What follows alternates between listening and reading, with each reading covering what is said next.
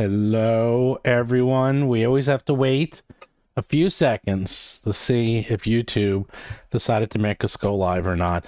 I think we are. We're live. Look at that. Live. Hello, everyone. We always have to wait. Okay, there we go. I turned it off. And yes, thank you, everyone. Today we have a special guest. We have Theo. How do you pronounce your last name? Is it Thorson? That's right. Theo Thorson. Thor. From the Gallant Goblin, who has a big Kickstarter out today where he's putting out plushies and coins and other cool things. They're very cool. I actually have one here. He sent me one. Look at this little kobold. He's really cool. He's cool. They're actually very nice. I'm kind of surprised how many accessories you have with these things. That's got to be tough to make because they like have cloaks and crossbows and all this other fun stuff, and they're big. They're like big and nice. My dogs can tear them apart. And no, don't let your dogs eat the kobolds. Well, they're kobolds. I don't think. Don't they hate dogs, or is that only goblins? I know. Is that only goblins? So, well, why is the Gallant Goblin doing kobolds? What's going on with that? Well, we might do some goblin plushies down the road. But Stephen, Mark, thank you for having me on your show today. Yeah, we've been working on these little fellows for a long time. We went through a lot of different iterations. Grady and I both just grew up with stuffed animals, and we've always just really liked cute things. You know, we have our cats who appear in quite a lot of our videos now. Little Tilly, whenever we start filming any kind of video, she wants to be in front of the camera, in front of me, between me and the minis. She's just become a little star. And so we wanted to kind of combine our love for like D&D and Pathfinder with our love for cuddly things. And a long time ago, we put together a little rainbow kobold tribe for a pride fundraiser that we were doing a couple years ago. And so we had like different color kobolds for, lined up in their little rainbow thing, different classes, and eventually decided that these would be really cute as like actual huggable plushies. And so we started going down that path. We made different iterations, and we decided that it would be a lot of fun if you could switch their little gear. So if you wanted to take your little fighter and like switch out his shield and his sword and his belt and make the orange one the fighter instead, like you could totally do that and kind of put together your own little tribe of kobolds. And yeah, we're really happy with the way they turned out. We really wanted them to be, cuddly and nice, but also fun, and be able to kind of make your little thing with them. You can kind of take his little gator down here, so you can kind of see his little snout. And they all have like different little eyes and different, eyebrows and noses. And so they're kind of all subtly different in their own little ways. But we're super happy with the way they turned out. Originally, they were 8 inches tall, and they were super cute, and I liked them. But like you said, the bigger, more huggable ones we kind of liked a little bit better. So we decided to go 10 inches. It's a little bit more expensive for us to make, but like they're just, I don't know. We've talked to a lot of people at GaryCon a couple weeks ago saying that it's like going to the third generation of D&D now, I suppose, where a lot of folks were, they played D&D when they were kids, and now they have kids, and they're kind of bringing them into the fold. And so having little things like this might be a way to introduce some of the new young ones in a nice kind of cute way. I can't talk about anything, but Mark and I agree with you, and that's all I'm going to say about that topic. I also love kobolds. No, I actually have a lot of stuffed animals. My mom, she has like on her bed dozens of stuffed animals, and she still sleeps with them to this day. And I have a couple. I have one that sits next to me. It's I wish I knew. I'd run upstairs. It's so weird. It's the weirdest thing you've ever seen. But I have a couple. I have my gelatinous cube over there. I have, of course, Pickle Rick, because you gotta have a Pickle Rick. I have a piranha plant. I have a couple of Godzillas and stuff. But yeah, I have. Oh, you'll like this, Mark, if you're watching the stream. I got little slime. I'm watching, but there's a delay. I know. So. Well, I got little slimes, which I got you from the gotchas in Japan. They actually had was a Dragon Quest, tons of them, and then you could just go in and you just get something random. So I got this guy. It's not really a stuffed animal. It's more of a blow up thing, plastic. And then I got a little mini slime. Hello, slime. I love slimes. Linda has some kind of a Dragon Quest slime thing going on that's at her office in her cubicle. Yeah. Well, I hear she likes. You have tons of them. I know you have. Don't you have some sitting right by you? Oh yeah, there's definitely like this mushroom lushie. Jesus, that thing is gigantic. Let's see, there's this plant lushie down here. Or is it cactus? I love that. And we've got this Honduran white bat. And those are just the ones that are right by where I'm streaming. There's a lot. A lot Steven, of lushies. I can show you how much we love plushies because even our plushies have plushies. Oh, look at that. Shep here, our little rogue, has his own little pet hedgehog named Pickles. And so, like, I'm hoping that we'll eventually be able to make additional little pets for our little Shep, the little rogue here. So yeah, we went all in on this one. If you're curious about it, it's at cobaltplush.com to put my little plug in. You can kind of go see the Kickstarter. We just launched. We funded, and I think like 40 minutes, which I'm happy for, it's our very first Kickstarter, and I had no idea what to expect. So we funded. We have stretch goals to unlock all of the different ones, right? The first one to unlock is this one. And we have to hit those funding goals in order to make all of these plushies because we have to do like a minimum run. And if we don't have enough money to do a minimum run, we just can't bring them into the world. So we're hoping to be able to make all of them. I'll just do what I do. I'm just crazy. I just make them anyhow and then hope they sell later. But I'm the only one who can do that because I'm nuts. Oh yeah, it's a big risk, Steve. I know, but it worked. It worked. Maybe I might have to sell a kidney or something, but that might be the only way we can make it work. But yeah, it worked. And you have pins. We have pins too. Actually, I forgot to show everyone. We got all of our pins in. And those Battle Zoo pin, like the art is really insane. good for those pin arts. It's hard to say, but it's like the pins came out insanely good. What? I got the biggest one. I got my Lushy pin here. Well, I'm waiting for the stream to catch up. Wildfire Lushy, yeah. Well, there we go. It looks really good. These pins came out incredible. I really just like the art style of the pin artist. Yep. I actually have them working on new stuff right now. I wonder what it could be. I don't know. I see the pins Who knows? Who knows? We got new stuff coming. Yeah, so I guess this sort of transitions a little into our topic, which is minis. So it is fascinating because this will be a fun topic because Mark and I don't know that much about minis. I mean, I know a little bit, but I'm not the mini guy.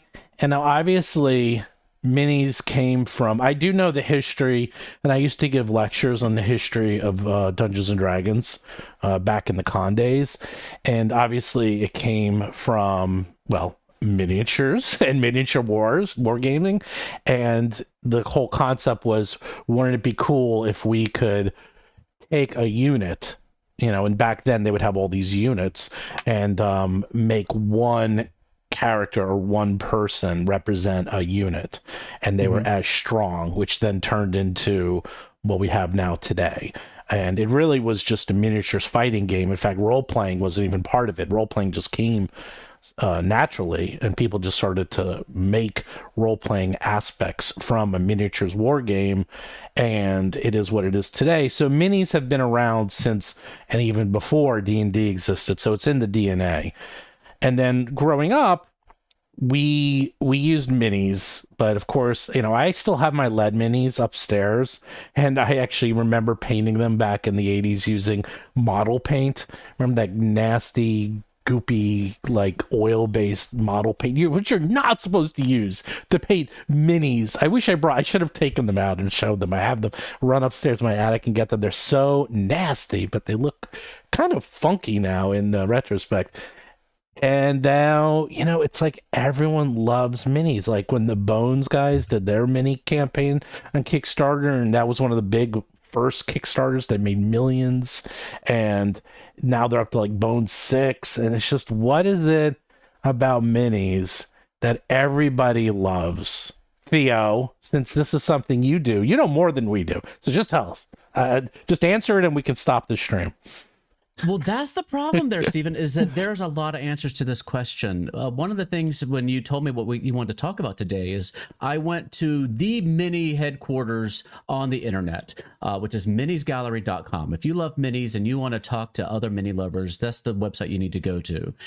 We try to do our video preview so you can see all the minis that you might get and learn how you can use them in your games. But these are the folks are hardcore, have those conversations. And I went there and I posted a question like, why do you love minis? And I got so many diverse answers because people like them for different reasons. And I get to sit here and go on and on. I'll say one thing that I just was looking over here. I have the kind of post pulled up over here to the side. And one thing I thought was interesting, and we'll kind of go through the different reasons, is that a lot of people, well, one, you know, all these things that we play with, the minis and the maps and the sound effects we use are all just kind of enhancements to our imagination, right? Mm-hmm. You know, we try to put a sound effects and little background music. The DM will describe the scene, will describe the monsters. And if we have like those nice cars that we can hang over our GM screen, or we have the cool minis or whatever, you know, it just kind of gives a little bit visual representation to help enhance those memories. And I think the minis do a good job of that, of allowing the players to even more visualize the scale, the details of this monster that they're playing, or themselves, their own little characters. And I was talking to some folks who say like they have the minis of the characters they played back in the 80s. And so it's just like a little plastic thing, but that's where they stored all their memories of all the hours and hours and hours they spent playing that character. And having that character sheet is one thing, but having that little physical representation of that person they played is just something that they treasure and they put on a place of display in their house, and it brings back all those memories. Yeah, in fact, I have minis here. I have a whole bunch. You know what actually I have here? I'm going to grab a few.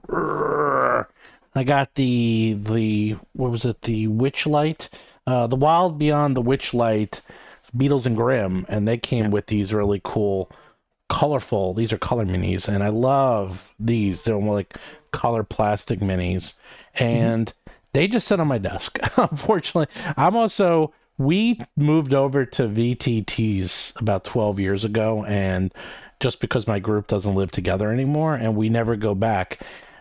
I also have a process where I have templates, everything, where I will be able to make paper minis, and that's what I bring to PaizoCon and Gen Con. And when I GM, I do that, and that's mostly just to cut down on weight and also cut down on trying to find, I need 2 Cobalt minis that are wizards, and I'm like, you gotta find them, it's a big pain. I'm like, drag and drop, print on a hard stock, done. I have them. I understand. I like pawns for that as well. They're pretty easy to bring a lot of pawns. Yeah, or pawns. But the point is that, for me, I do like the minis, but I never use them anymore. I just don't do live games. And I can count on one hand the number of live games I do. And yet, people still love them. And I'd say the number of minis to played minis ratio is probably 100 to 1. It's like, how many minis do you have in your house, Theo? And how many do you actually use? Yeah, no, that's very true. And that's a whole nother part of it too, is there are plenty of people who watch our channel, who go to minisgallery.com, and they don't even play D&D or Pathfinder. There's a collection aspect to it too. And just having them and then collecting them, and this kind of speaks to the way my brain works too, is there's something very satisfying about organizing them and sorting them and labeling them and bagging them, and that might speak to the particulars of my brain and how it works. But I think that people who do play RPGs, a lot of us have that kind of little instinct to want to organize and sort and collect, and I think it plays into that. I think there's an overlap there too. So even if we don't play with them in our games, just having them and knowing where they are and that, they're in these bins, that gives us some satisfaction too. Yeah, well, there's that collector aspect. That was very big. There's the gotcha aspect also for at least the lines that I believe are the top 2 on ICV2. If you look, like the highest percentage of this market is like collectibles, and obviously like Magic and Pokemon cards, and those are the top in there. But there's also the D&D minis and the Pathfinder minis, which both have the gotcha aspect where you go through the randomized pack, that probably is something of a driver. Oh, definitely. Blind boxes, all that stuff. I mean, right now, we don't have. You think I've talked about this in the past. I live in New York, and in New York, there's no game stores. Like, there just aren't. And but there is one near me that I'm very friendly with, and they are by far the largest providers of the Funko, the Fun Pops, and they're, I think, the biggest distributor in the United States, and also at cons. And that's where they make their money. It's like, if it wasn't for that, they started out with Magic the Gathering and do board games, but they are all about the pops. That's all they do is pops. And that's a different type of mini. It's like, yeah, that's not a mini, but it's still a collectible. So is this really just a collectible aspect that just happens to be geared towards Dungeons and Dragons, and that you can get your Tiamats and your Beholders and your Mind Flayers? I mean, I see you always doing unboxings, Theo, and you're always doing like pretty much what I just described. Yeah, absolutely. Just the unboxing of not knowing what you're going to get. It can be a lot of fun. That's one thing we try to do on our channel, is we know that there's people getting these blind boxes and unboxing like Mwangi Expanse minis, and not necessarily knowing like what these creatures are, how to use them. And so what we try to do is like talk about the history of these characters, who they are in the Mwangi Expanse, in the Pathfinder universe. And even if you don't play Pathfinder, you can kind of use these creatures with the knowledge that we can give you about them, so you can bring them into your D&D games or whatever it is you play, and tell some stories with them. And they're enhancements to imagination, but a lot of times they can be sparks. Like you get this really cool mini, and you can bring to mind a story you want to tell with your group in your game, and maybe just an encounter or something, but it's an opportunity to tell a story. So what about you, Mark? Because I know Eric Mona is a huge mini collector. He's a huge mini collector. He's very, very into them. Until he got Mark Moreland to help with that, he was definitely the one who did like all the blogs on paizo.com about the mini sets. So he's big into that. Like, I don't know, I have some of the early D&D minis. I have a few Pathfinder minis. Our group usually does Theater of the Mind, and like pawns are good for me. Otherwise, I just use minis that are just randomly pulled out of a bag and don't look like the things that they're actually fighting. And that's just me. I don't know. To me, I feel like it's a huge shame that for the industry as a whole, that people are willing to spend a lot of money on minis or mini terrain, but they will balk at paying a reasonable amount for the actual books.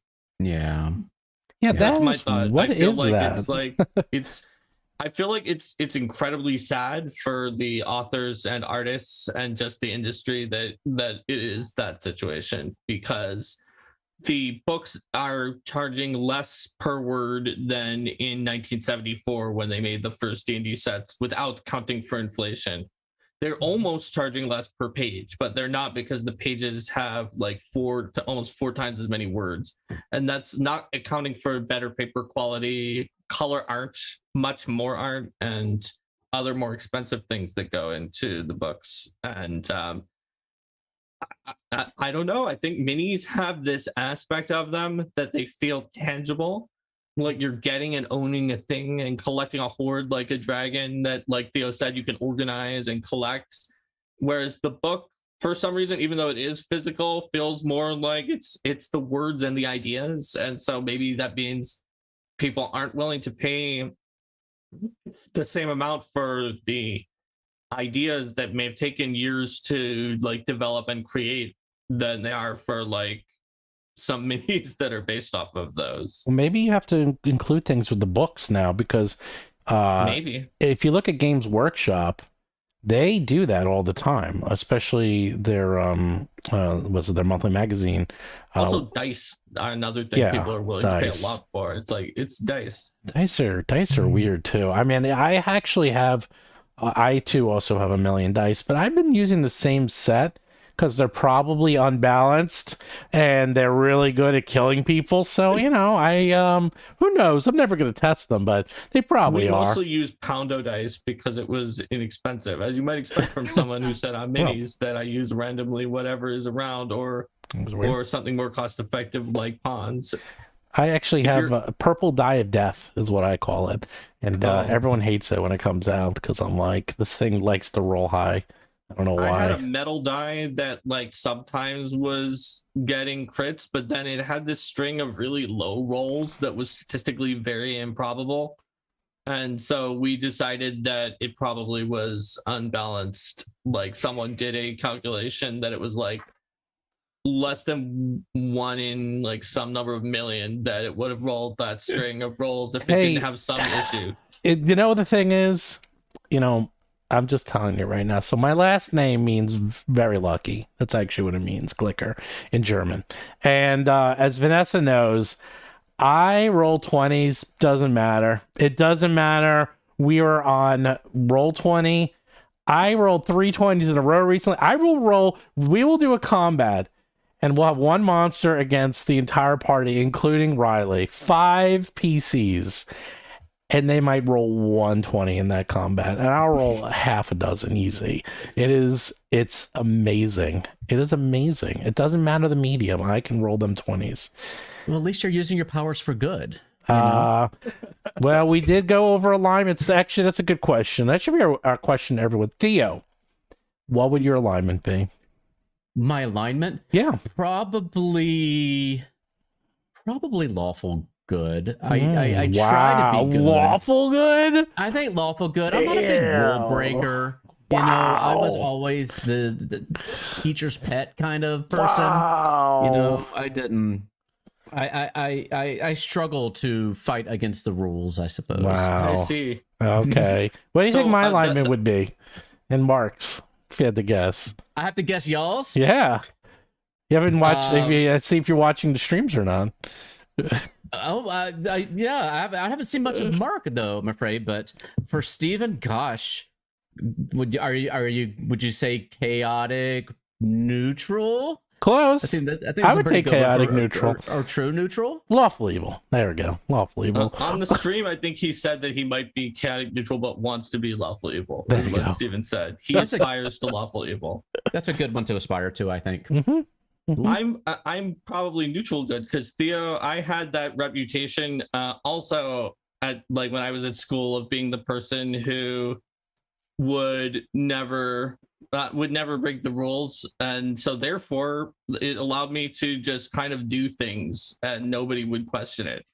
Usually I wasn't breaking them, but like for instance, at one point when I was in high school, there was a point in time where a bunch of the students were actually deciding they were just going to do a walkout to protest the Iraq War or something like that. And they literally had like security at the door because some people were running away. And I just calmly walked out of the door past everyone, nodded to them, and then left and got in my car and left. Now, I was in an intern mentor program and I was supposed to leave at that point in time. However, nobody even questioned. They didn't ask if I was. They didn't know whether I was or not. I could have been engaging in the protest and they didn't stop me. There you go. And I was going to say, can you be lawful when I think, Mark, a lot of your job these days is writing the rules yourself. You're making these rules. And so it came up last time too. He can be whatever he wants to be. I'm lawful. And I say that, well, there's some things about me that are very lawful and there's some things about me that are very chaotic. So it's good to have a mix in your life. By the way, it's like neutral is not a good description because most people think if you're neutral, that means you don't tend towards one side or the other. But for me, it's more of I have both of them in so much of an amount that it cancels out. Like maybe Mr. Burns with all of those diseases. See, maybe what we need to do for these games is we have sort of the good, evil alignment. We have the neutral, chaotic, lawful. Maybe we need a degree of variance on how often you're wavering between those things. That's not one thing we don't talk about is variance. Standard deviation. There you go. Well, you know, so you could describe the person who just doesn't do much that's lawful or chaotic versus the person who's heavily in both. Like I'm very chaotic in how I deal with space, but I'm very lawful in how I deal with time. And then you would have someone who's got a high standard deviation in good and evil, who I guess is like constantly committing atrocities and performing saintly acts. back to back. So here, you gotta pay for those saintly acts some way. So look, back in the day when Paizo had different business cards, each person was allowed to put, remember, a character, an iconic on their business card to represent themselves.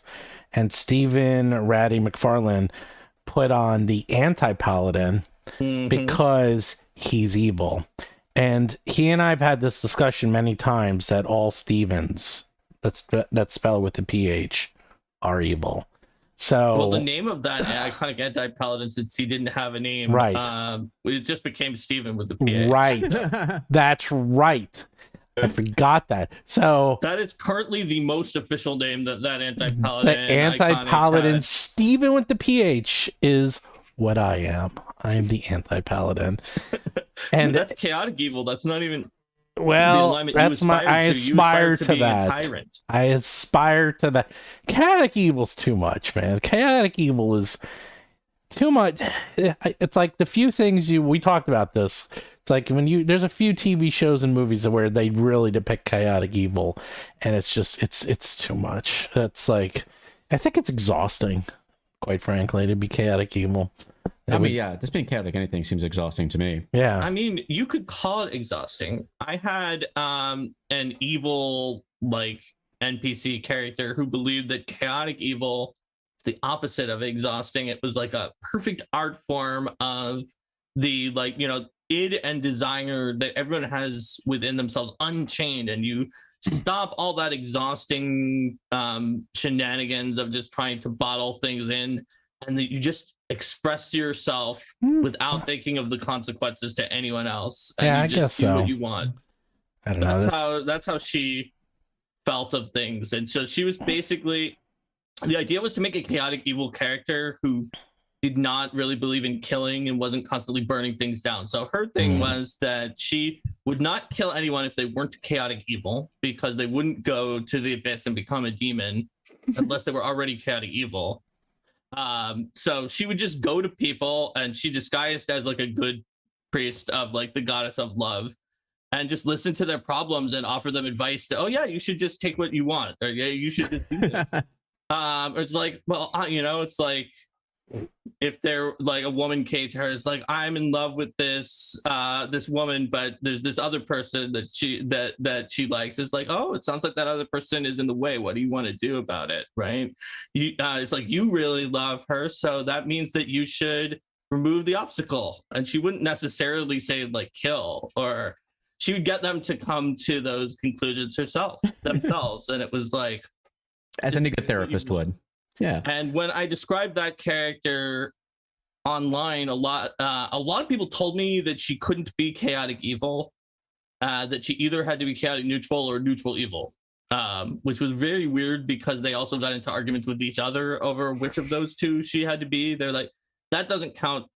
And I was like, but literally she wants to make everyone be chaotic evil and just do whatever they want, unbound by any morality or laws, or just like, it's just when you want something, you just do it. Like, yeah, but she doesn't kill and like destroy everything. I was like, that's not what she wants to do. She does whatever she wants, which is to get people to do what they want. Is there anything people want to argue about more than alignment, though? I don't know. I think that's what players want to argue about. Alignment is good. So back to the topic. By the way, before you do, I was going to ask you a question, Stephen, if I could. Kind of going back to what Mark said earlier about people maybe not wanting to spend on books. One thing that I did notice, I have a long history on Kickstarter, not running my own, but backing them. I've watched an embarrassingly number of Kickstarters. And what I've noticed is people, especially when there's like a book Kickstarter, people will pledge for a beautiful hardcover book. And I was wondering, both of you just did your Kickstarter for your books. Like, did you notice, like, because you could get the PDF version for cheaper, or you could get the nice hardcover books. How did people go for that? Did people really want those hardcover books when they had the opportunity? A lot more people want PDFs, but it might be more for the immediacy. Even though you get the PDF when you get the book, it's definitely a lot of people get PDFs. It's significantly higher than the books themselves. Oh yeah, significantly. I mean, that's true in a lot of things. I know that when Brandon Sanderson did a breakdown during his Kickstarter, he just flat out gave the numbers for all of his like mainline Stormlight book sales, and his ebooks were way above his hardcovers, and that's Sanderson, who is someone who you might be like, wow, this is someone who I want to have the hardcovers on my shelf. And so I can only imagine that for something that's more of like lighter fare, or that people don't feel as much of a weight of collecting as that it would be even more in favor of ebooks now over hardcovers. But we did something with ours. I mean, again, I put way too much thought into these things, which is also why I do what I do. Is that oh, there goes the Cobalt. Is that when we did the hardcover books, that oh, this one's damaged. Good thing it's only mine. Is that this one we put not just a hardcover book, but then we have inside art, and this is the plates between the books. This is unique. Like, I don't include this in the PDF. So if you get the books, you get something that no one else gets. So we always try to put something in the PDF that's not content, and that way you get something unique if you're going to get the books. So I try to always do that. Give somebody something extra, because you bought the book, and that's something you always want to do. At least that's what we're doing here at Battle Zoom. Yeah, maybe I'm the outlier here, because I love collecting my Pathfinder books, my D&D books. I got every book. Yeah. Oh, I like them too. Yeah. Everyone on this, a million books. Stream Yeah. likes it. I got a million book downstairs. I got everything. I have I have shelves and shelves. Whoops. I have shelves and shelves of books. So. But right. we overall are more of outliers than, I guess, it's not even that much of outliers, right? It's not an outlier. Sanderson's data was that, like, what was it, like 2-to-1 ebooks to physical books? So it's not, I wouldn't call 1 out of 3 an outlier, but it's a significantly small, it's a large minority of the books that are being sold. So like people who would go on a stream and talk about minis and talk about these kind of things, it makes sense that we would be more likely to be in the minority who want that physicality. Since it's such a big minority, it's not that unusual that all three of us do. Keep in mind also, and this goes back to the collecting aspects of minis, is that back in the day of DVDs, especially when they were cheap, is that you can go, and I'm sure you had friends, that you go into friends' houses and they'll have 100 DVDs easily, hundreds of DVDs, and they didn't watch any of them, if any of them at all. And there's this aspect of tribalism where if you have something, you collect it, it becomes part of you, and therefore you own an aspect of it. I mean, I'm like really giving you the bare bones basics, but basically, both it represents something that you love, and then if I have the physical copy of Lord of the Rings, not only can I show everyone that I love Lord of the Rings, but I feel a personal connection with that. Therefore, I am part of Lord of the Rings. It is mine, and it is part of me, and all of that. Which could be, why people collect the minis. I mean, I'm looking right now, one of my favorite minis, I have a little Beholder mini, and I look at it all the time, and I'm like, the Beholder, I'm like, it doesn't exist, there is my Beholder. It's like, it's, and people come over, and they have no idea what it is, by the way. Most of my people I know, but unfortunately, most of the people you don't know what a Beholder is. I find that hard to believe. In my real life, I'm probably the only adult gamer in a 100-mile radius where I live. Really? Unfortunately, there's no games up here. It's terrible. That's why I have to do it. That's why I do it all virtually. And we used to do it in person in the city, but in Manhattan. But it's a pain to get there, and also we all moved away. So all virtual now. I'm lucky to be in a fairly larger metropolitan area, so I can find people to bring over to the house. Because we really do love to break out the minis and the terrain.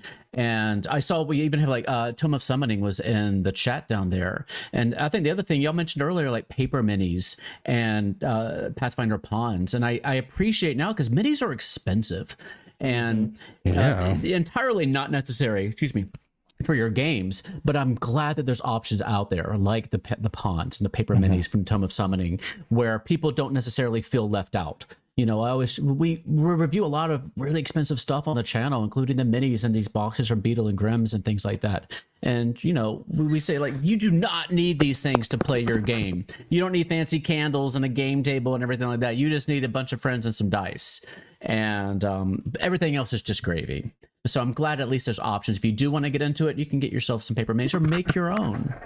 You know, we had a lot of folks who make their own minis at home, doing their own art, which is fantastic. Yeah, Vanessa's making fun of me, so I have to show her the Beholder mini. There you go. Look at that. I had a thought, which is something in Mini's favor, maybe over books, which we were talking about it the other day, where people like to come up with like a hard set rule of I'm going to do everything that follows this rule. And it's something that is sometimes bad for third-party products in RPGs, where if people make a hard rule of like, I'm going to get all the books that are made by the primary publisher, then it's hard for them to be like, and this one, because then they've sort of not followed the rule of completionism, of collecting.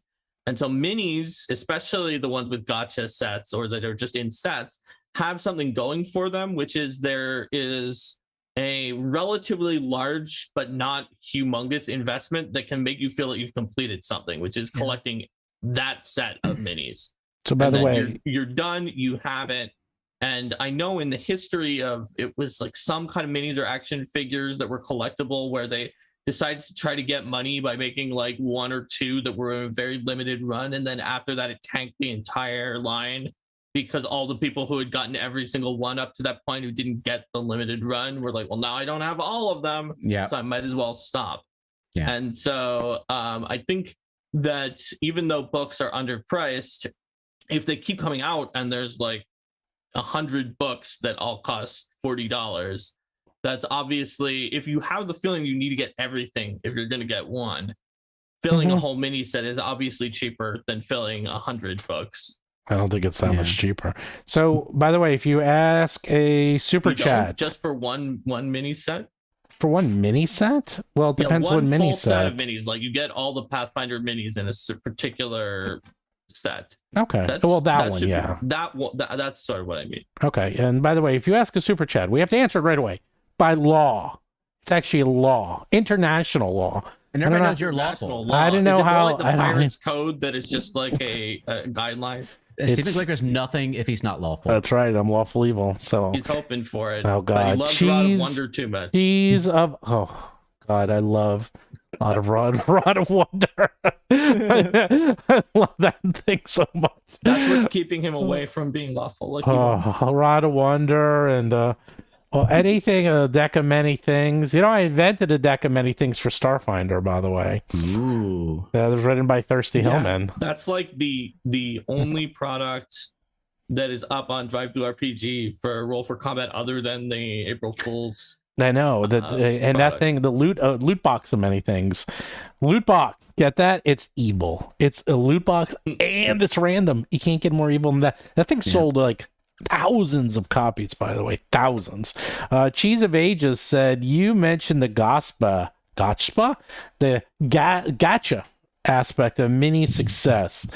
I have too much to say about how mobile games with gotcha provide interesting look at business models, with predatory models being less stable, even if more profitable. That really isn't a question, but I know what you're getting at. Is that I mean, gotcha is weird because you have it in video games, and I'm a huge video gamer. I watch video game YouTubes all day, and there's a lot of, it's that very, very, very fine line between, okay, is it something that is nice that will add to your character and add to your personality? A good example of this is World of Warcraft or any MMO with pets, because there's a lot of pets out there that, you know, first are either very hard to get or you have to pay for to get. And I think that's in some ways okay, because this is like an aspect of your personality.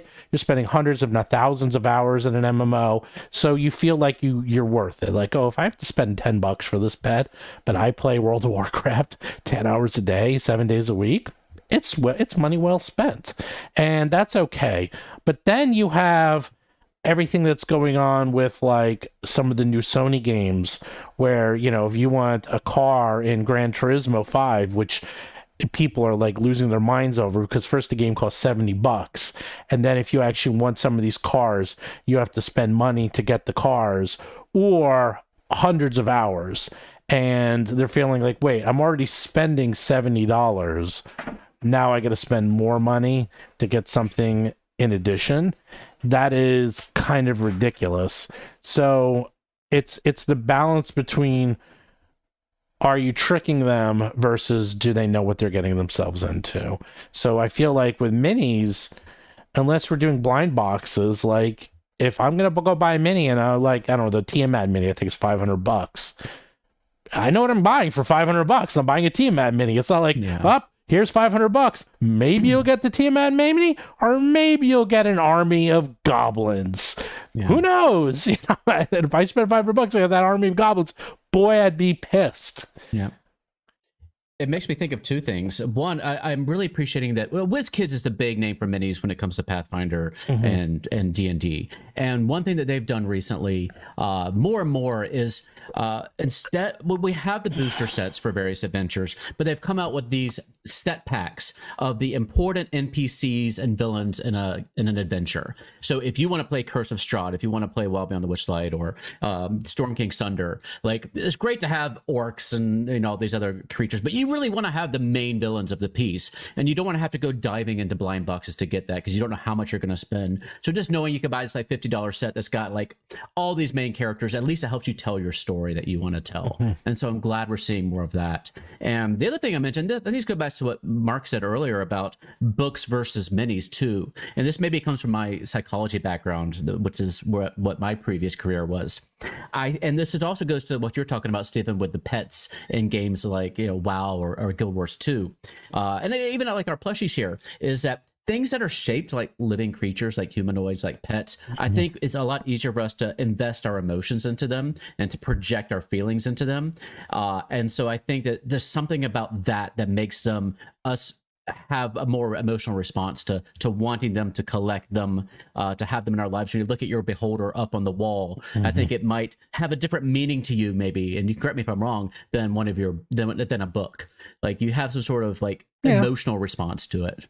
No, I definitely, no, I think I agree. I mean, I personally like my books just because I like books, and, you know, but I get your point. It's that you have, you know, whether you have, like, I have a lot of bobbleheads because I'm big into sports. So, like, I have my bobbleheads and I like to look at them. And I actually have over here, what do I have? I have a dragon over here. Like, I'm just looking around my office. I'm like, I actually have a lot more minis than I thought I do. They're just all over the place. They're everywhere. A Cyberpunk mini. I didn't even know it's actually more of a statue.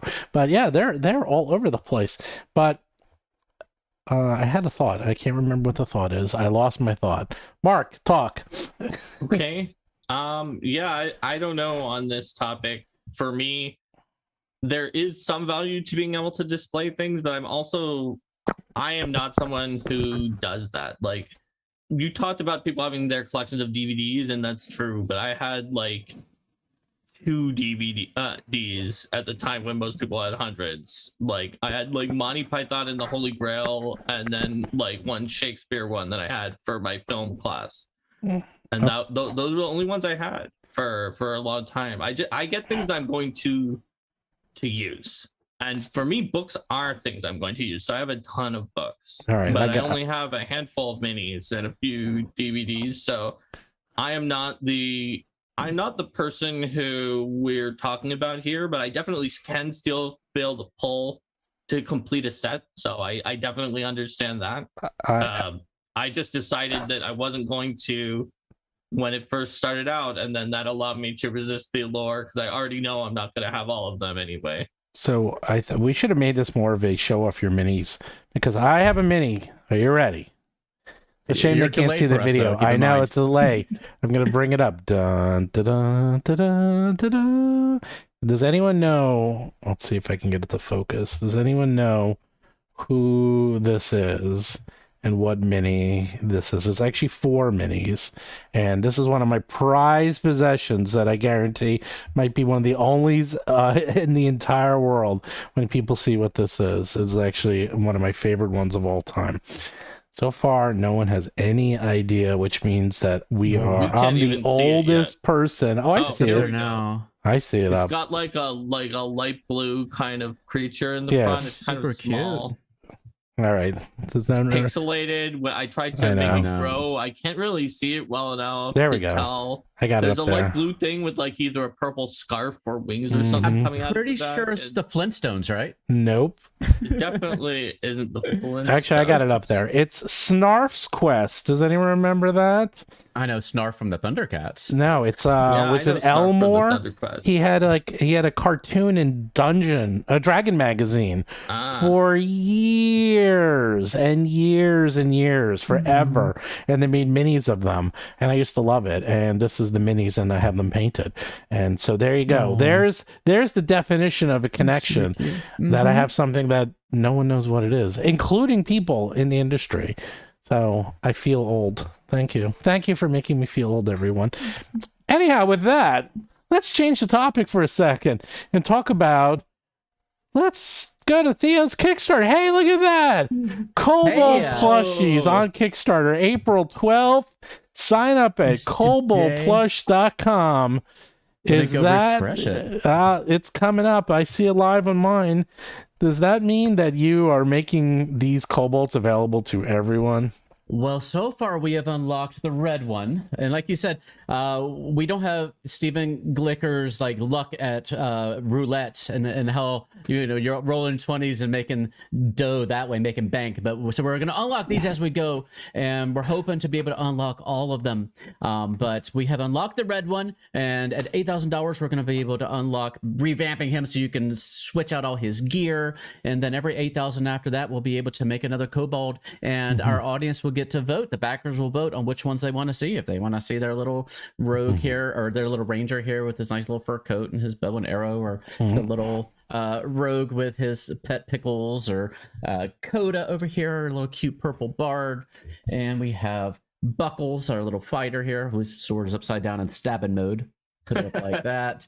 And we finally have our little mysterious, entirely not evil warlock with the shifty eyes and the dragon staff and the little arcane book. So is the warlock a Grand Vizier also? Totally not evil Grand Vizier? I haven't gotten a chance to check her CV yet, but it is possible. She doesn't tell us a lot.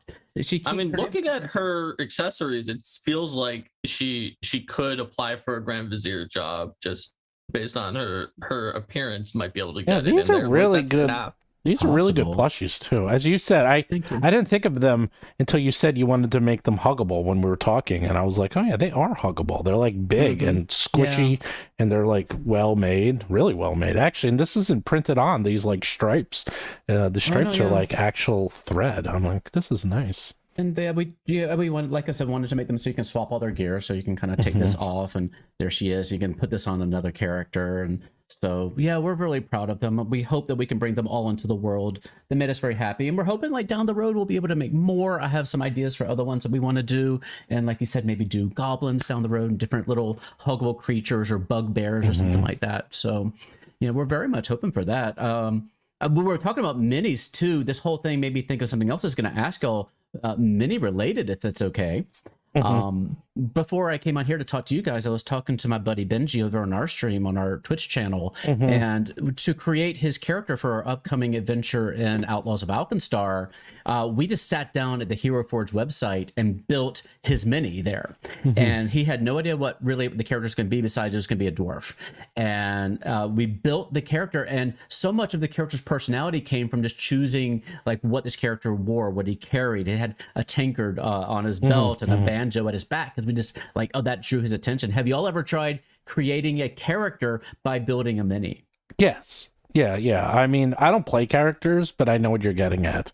And I'll save that in a bit, because I want to talk all about Hero Forge, because that's like a whole other thing. It's like two topics is Hero Forge and producing your own minis, because now everyone's doing both.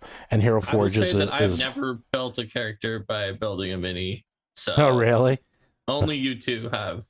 It's not fun. It is. Hero Forge is really good for that, and in fact, oh my god, I'm gonna have to show you this. Here we go. I'll save that because Cheese of Ages said, when will we get plushies of the dungeon heritage? Wow, I haven't been enough of a fanboy for that thing. That's a good question. What would the dungeon... You see, the problem with the dungeon heritage is, it's like, would you feel a connection to a dungeon plushie? I don't know if you would. Like, what is it, like a wall? You could do the tower heritage. You could have like a plushie of like a tower. Yeah, I don't know. That might be misconstrued as something else, but yeah, that could be an issue. So I don't know about that. As Theo said before, I think we need to have a physical connection to it, emotional connection. So I don't know if a dungeon will work really well. I mean, like mimics and stuff you can do because those are like, you know, the trappy things with teeth and you make like a treasure chest. But if we could figure out a cool way to do it, yeah, I will easily do it. And off subject with, and this is Rage of the Promised End gave $10. Off subject, but I had a game store owner say Paizo was against brick and mortar stores.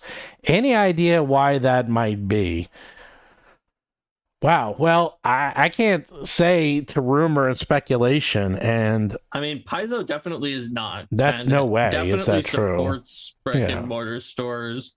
Has gone out of their way on many decisions that they've made to help. Yeah. But it is definitely true that, as far as I know from my time, like working as like, you know, a venture officer at a brick and mortar store, like that store was pretty positive about it. But there were some other stores that were upset that Paizo has their own web store that also sells the books, and that they have the subscription that gives a free PDF that is on their web store. Yeah, because that makes them a competitor with the brick and mortar stores in some ways, even though they also go a lot out of their way to support brick and mortar stores as well as just multiple alternatives is how Paizo I think sees it.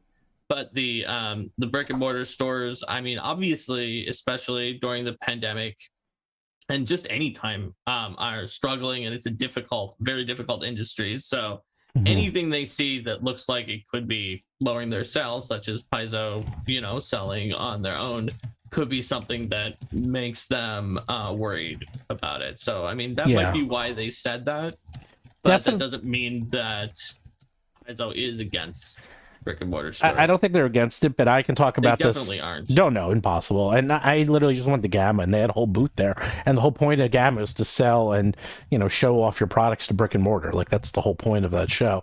And I can talk about it from the video game point of view, because I was heavy in the industry at the time, in the early aughts, when video game companies, not just Steam, but EA and Sony and Microsoft, were coming out with their own stores.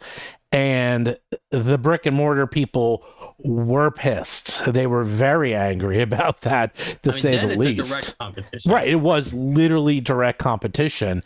And I remember there was a lot of animosity. And then you have places like, you know, GameStop, who have changed their inventory model and their structure. And, you know, but then, you know, that, I mean, I could do a whole podcast on this alone, is because they're like, well, you know, you're selling used games and we don't get a profit of used games, you know, so there, and this way you can't, you know, like there was a lot into that. So maybe it's not such a good comparison now I'm thinking about it. But anyhow, the point is that I could see them being angry because Paizo sells direct. And, you know, it could be. I think that's why. But so since we're in this middle section still, didn't the newsletter say that we were going to show like some art or something from We're going to show a sneak preview. The world's first sneak preview. Mark doesn't even know what this is. I don't know what this is. No, he doesn't. No one knows what it is. When Linda got the newsletter, she was like, what is this going to be? She doesn't even know. She's one of the authors. Mark, what are we previewing? The adventure that I'm still writing. I don't know. I hope it's not your part, because that would be embarrassing. No, it is Jewel of the Indigo Isle. Because you know what? we finished Battles of Bestiary. That one's actually done. That's just that was over done. the very first copy to you, but the rest is still it's still on the boat. Crisis, it's still on the boat. I literally just wrote. The boat is just going so slow. It feels like the boat is just like stuck at the dock. Well, for better or for worse, what they have been doing, this actually is true, is the boats go much slower now, because if they take an extra month to get here, they use half the amount of fuel that they used to. And it's to be more fuel efficient and to cut down carbon footprints. So a lot of these boats coming from China are purposely going slower to help the environment. And you saw what happened to Dwarven Forge. I don't know, when they were delivering some of their most recent Kickstarter, the boat had some issues on the trip and actually dumped several of the boxes into the ocean. Oh no! Oh man! It turned out that not to be the shipment from Dwarven Forge. It was something else that was on the boat. But that's just another issue that comes up when you're shipping by boat too. Wow. Oh yeah, we all have to do these days, because shipping by air is way too expensive. It's crazy expensive. Like shipping by air there's no point. It's beyond expensive to ship by air. Anyhow, so we finished, and now Dragon Ancestry's half done. Pathfinder version done, the printing of books. We still working on the 5e. Everyone's like, where's 5e? Where's 5e? We're working on it. We go as fast as possible here. So the downside is that you might have to wait because we go in order. But now we're fully invested in Jewel of the Indigo Isle. So enough talk. Here we go. I'm very close to finish the first of the 3 books in my pass through them. So here we go. Great. It's going to be a lot of fun. So here we go. We got some artwork. Now you can see it. This is now, if you know one thing about us. Oh, look, my video is off. Let me move my video. I'm waiting for the delay. Yeah, I'm waiting to see what artwork. Oh, I already see it. Is that one thing you know about us is that we have really good artwork. Our artwork is superb, I would say, if I must say so myself. We have a lot, and I mean a lot of artwork in this book. It's actually too much artwork, if I must say so. Well, I agree, but you were the one who asked for it, and if I recall, the authors were all like, "You really want a piece of art of every NPC that is in there? That seems like it might be a lot compared to Pathfinder Adventure Path," and you said yes. So while it is too much artwork, that's on you. But everyone's gonna love it. Lawful Evil. It's so great to have so much artwork. Sometimes Lawful Evil backfires, I'll tell you. So yeah, of course we have a lot of half pages, and this is the very first intro half page that you will see. This starts off the adventure. This is the beginning, so there's no spoilers here. And these are so you will follow. If there's one thing you'll notice in Paizo Adventures, if you get adventure paths, they always have the iconics. They choose 4 iconics to represent the party throughout the adventure path, and then they use the same 4 iconics throughout all the books within the adventure path. So we're doing something very similar. We have 4 iconics. We have an indigo dragon, who I believe is a cleric. We have the Gamayan pirate, who you've all seen, and I actually do have a mini of him, by the way. Hello. And we have the mini. See, there's minis. There are minis. Yeah, there are. I'm going to show you in a second. 8 minis you can get it on Metals. It's actually all the. Yeah, actually, these minis. These characters are minis, by the way. So anyhow, he is a rogue. We have the Gatsugori sorcerer, and unfortunately, you only see the back of her. And then we have the Wildfire Leshy, who's a fighter. So these are the 4 iconics that will be representing the party throughout the adventure. And you will start off the adventure getting called to the royal court of Rumplank, where you will be tasked to find a treasure map, and you will go on a grand adventure where you must find the second half of a treasure map. And then I would imagine if you find a treasure map, you would then have to follow the treasure map to find the treasure. And that's pretty much the shrubbery. That is the first. Not a shrubbery. That is the first adventure for. There's 3 parts to the adventure, but I said in the newsletter, I'm like, this thing starts off Mark, does this thing start off with a bang and pretty much never stop ever? So I would say that it's not like a huge bang, although going to a royal court is pretty good for the very first start. But I would say that it is an exciting romp the entire time, and that it really heats up in the third part and just like does not let you go. Yeah,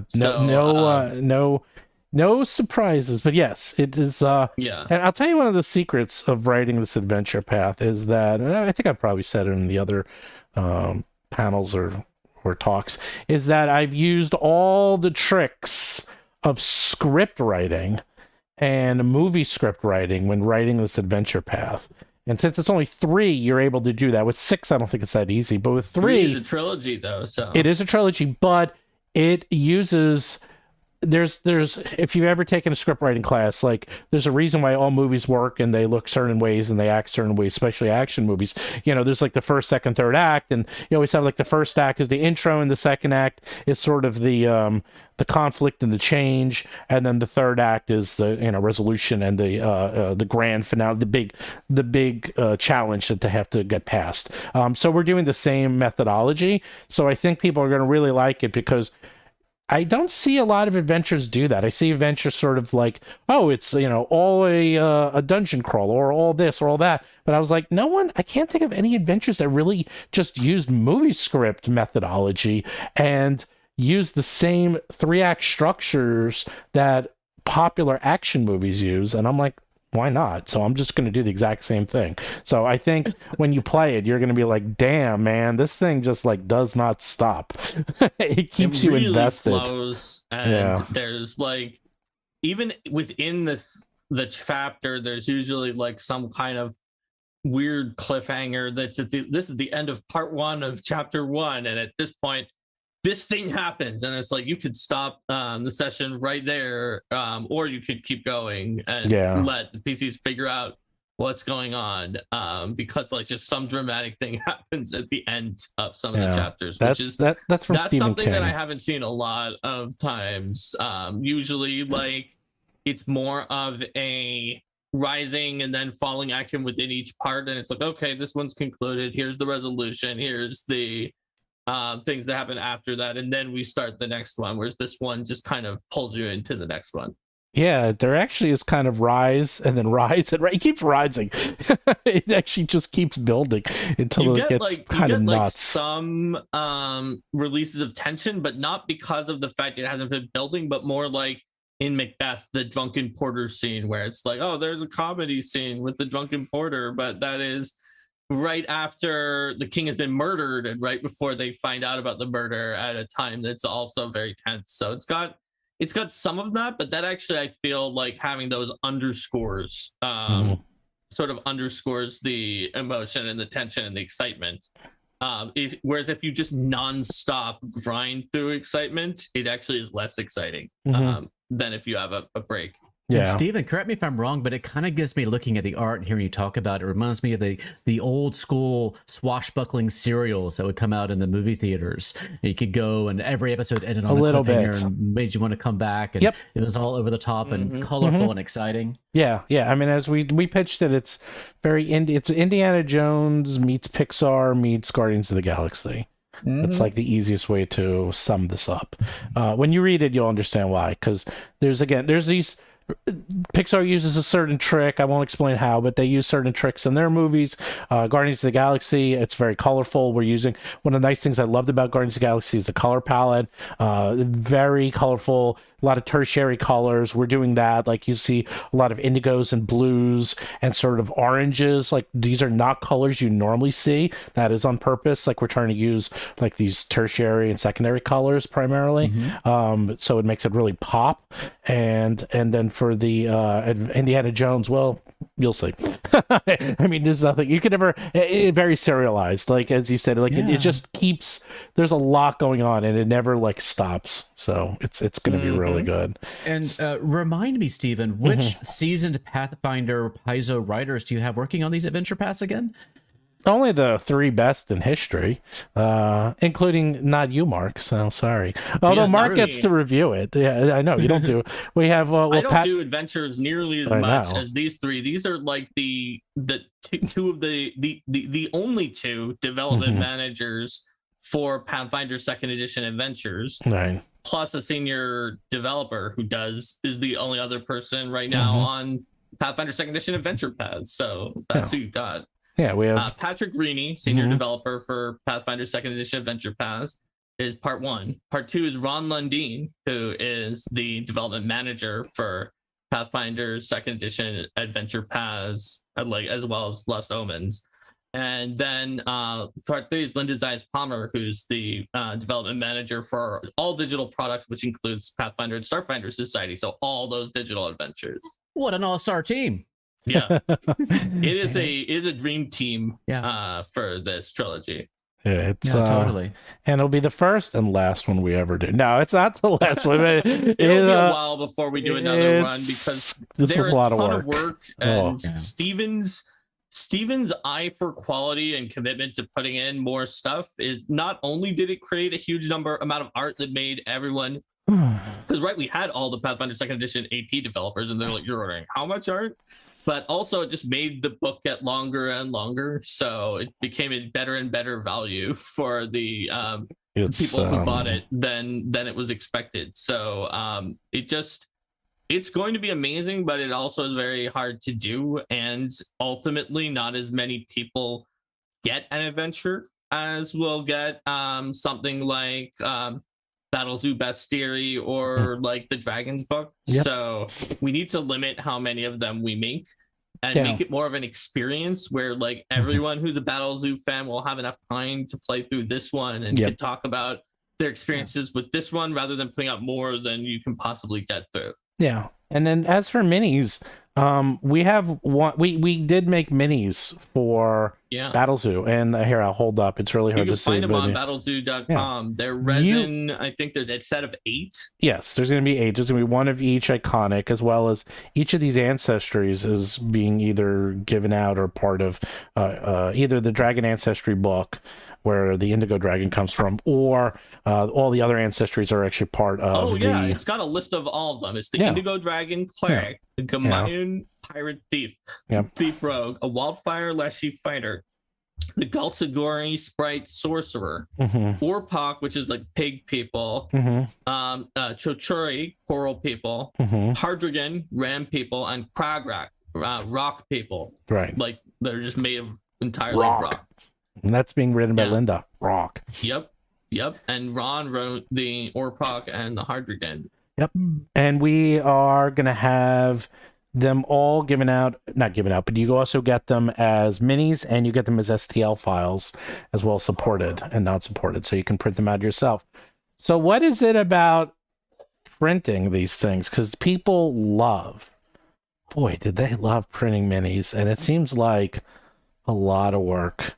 I will say too that it kind of goes into one of the other reasons people love minis, especially when I was looking at Minis Gallery. One of the things they continually brought up is that it allows people an outlet for their creativity, where you print them and then you paint them. And so you can make your mini different than any other mini out there. Even if you're printing one that's 1,000 other people have printed, you can go and then paint it up yourself to make it that much more unique to you. And I don't know if I can speak to a lot of people, but for me, before I got into RPGs, I never felt like I could find any kind of creative outlet for myself that I felt like I was any good at. Like I couldn't play music. I didn't feel like I was a good writer. I just never found anything that I could create that I felt like was worth the time. And then starting with, I got into D&D and Pathfinder, by being able to tell the stories, I started to kind of get a sense like, oh, maybe I can do some creation. But I think there's something about being able to paint minis, because there's a few techniques you can use to paint a mini that is not hard for anybody to learn. And you can make your minis look pretty good with just a few little techniques. And I think that it's a nice little creative outlet. So people might like to print up your minis there at home and paint up their beautiful bird folk. I forget the names of the various ancestors. Yeah, the Mayan. And like really make theirs unique and colorful plumage and everything. And I think there's a lot to be said for being able to create something like that that's different. Yeah, I think, eventually 20 years down the line or 30 years when everyone has 3D printers in their house, like printing up everything. Because why wouldn't you? I mean, it's sort of funny. It's like it took a while before everyone had video cameras in their homes, but it's like after the pandemic, now everyone has video. And I imagine that one day everyone will just have 3D printers in their house because, like, oh, you need a new spring that broke on your refrigerator, which happened to me. I had to go to freaking Amazon and buy this spring that's like the size of my thumb so the door would close, and it's like it costs like $1. Like it's like what a pain to have a spring for your door when it's like, oh, I'll just print out the spring and voila, it's all done. It's like that they're already doing that, like with the space station. That's how they get parts up there. They 3D print them. They do that with aerospace a lot. It's just some of these parts are so complex and so unique. It's like, well, we can either make it and cost millions, or we 3D print it and it costs thousands instead. And it just takes a little while. So why wouldn't they? Yeah. And if you want a whole goblin tribe, all you got to do is buy one model, print it out 10 times, paint each one a little bit differently, and you've got your whole little goblin tribe. Mm-hmm. Well, that'll be the next one, when you can print it and then have it colored too. I mean, that leads us into what's it called? Not Backer Kit, the Hero Forge. Yeah, Hero Forge, because they have that whole thing where you can get minis pre-painted. And Hero Forge, talk about a huge success. Like, Hero Forge, for those who don't know, allows you to design and then print your own minis. And you can print them in like lots of different, styles and metals and plastics and resins and anything you want. Plus, now that you can even do them in color, that they are ridiculously popular. That company has exploded in popularity. I again don't have any. I'm sure you have. If I had one handy here. Yeah, I do have some that we printed up. Actually, the problem with that site is I have analysis paralysis, because I go on the site and there's so many things you can make, and then I get out of control. I'm like, wait, I can make it. Ooh, I want to add a cat to it. Ooh, I want to add a dog. Yeah. Ooh, I want to put them on a horse. Yeah. Ooh, I want to. And then before you know it, the mini is not a mini; it's a maxi. And I'm like, oh, I don't know if I want this anymore. So I got a little out of hand, but yep. And the way they do the pre-coloring is amazing too, because it's not just like, what color do you want his jacket to be? You can do all these blends. Like when my friend Caleb made his gnome alchemist, you could like blend the hair, 3 different colors through the hair. Yeah. The people who go crazy, you can actually, right, the regular tools, you can do that, but then they give you the full suite of tools, so you can go in and just adjust it however you want. You can even have like light shining on them. You can decide the position of the light, and it casts like the orange and the shadows from the sun to just the way you want it to be, to like they're existing in the world. Like, the tools are just amazing. And yet, back to what Mark says, people will spend $100-$200 on a mini the size of your thumb, but they're like, $40 for a full color hardcover book that gives me 300 monsters. Nah. it's like it's tricky. It's tricky. It's depressing and tricky. Like, I gotta figure out, like, what does anyone have any concepts? I'm very curious what other people think. It's like the only one that seems to do it, not the only one, but I am thinking a lot about Games Workshop, because what Games Workshop does, and they've been doing since the beginning, is that they always include cards or something in their books that can be used in their games. And are people really buying it for those cards? I mean, back in the 90s and the aughts, like, you had video game magazines putting demos. Remember that? Like the demo CDs, and people would buy them just for that. And it's funny though, as soon as the internet got popular, 90% of those magazines went out of business, because I remember that. Now I'm starting to answer my own question, because they said if they couldn't put in the demo CD, then no one would buy the magazine. So does that mean if I don't include a mini with my book, you won't buy the book? I don't know. Maybe we have to start doing that.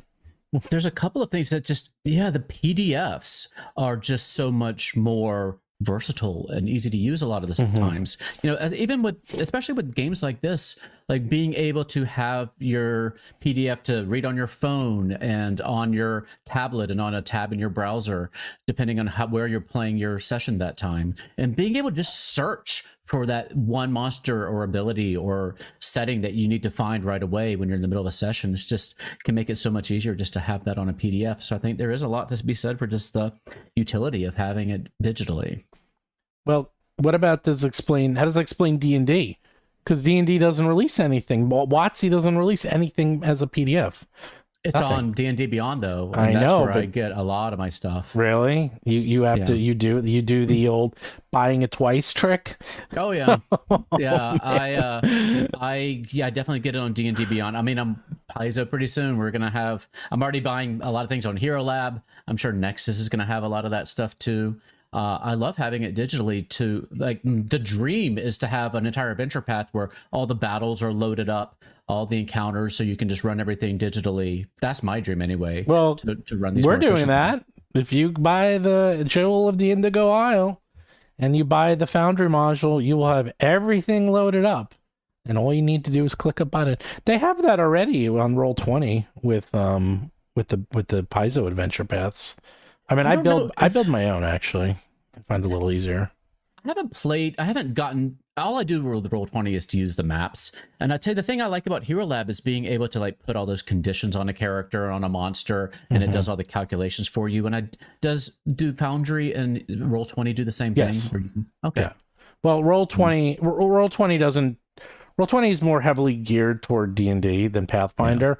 Yeah. I have a lot of tools written, and quite frankly, we just do it in our heads. Like what I do is when we play is I put little condition markers on it, and then we just remember. But at Foundry, Foundry is a monster.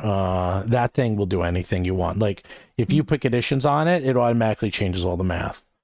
Which is actually strangely good and bad. Strangely, I don't always like that, and I'll tell you why. I've had sessions where we go days, weeks, even months where we forgot the condition was on. And then you're like, oops. So I've been rolling a -1 for the last 3 months on my attacks and didn't realize it. Yikes. So, yeah, I can see that happens. Yeah, I haven't gotten into Foundry yet. I know that Paizo is going really big into Foundry now, especially with Alkenstar and a lot of their new ones. And I'm really eager to sit down and just explore it. I haven't had the time yet because we do play in person. And so trying to maybe blend some of that into our in-person games might be fun too.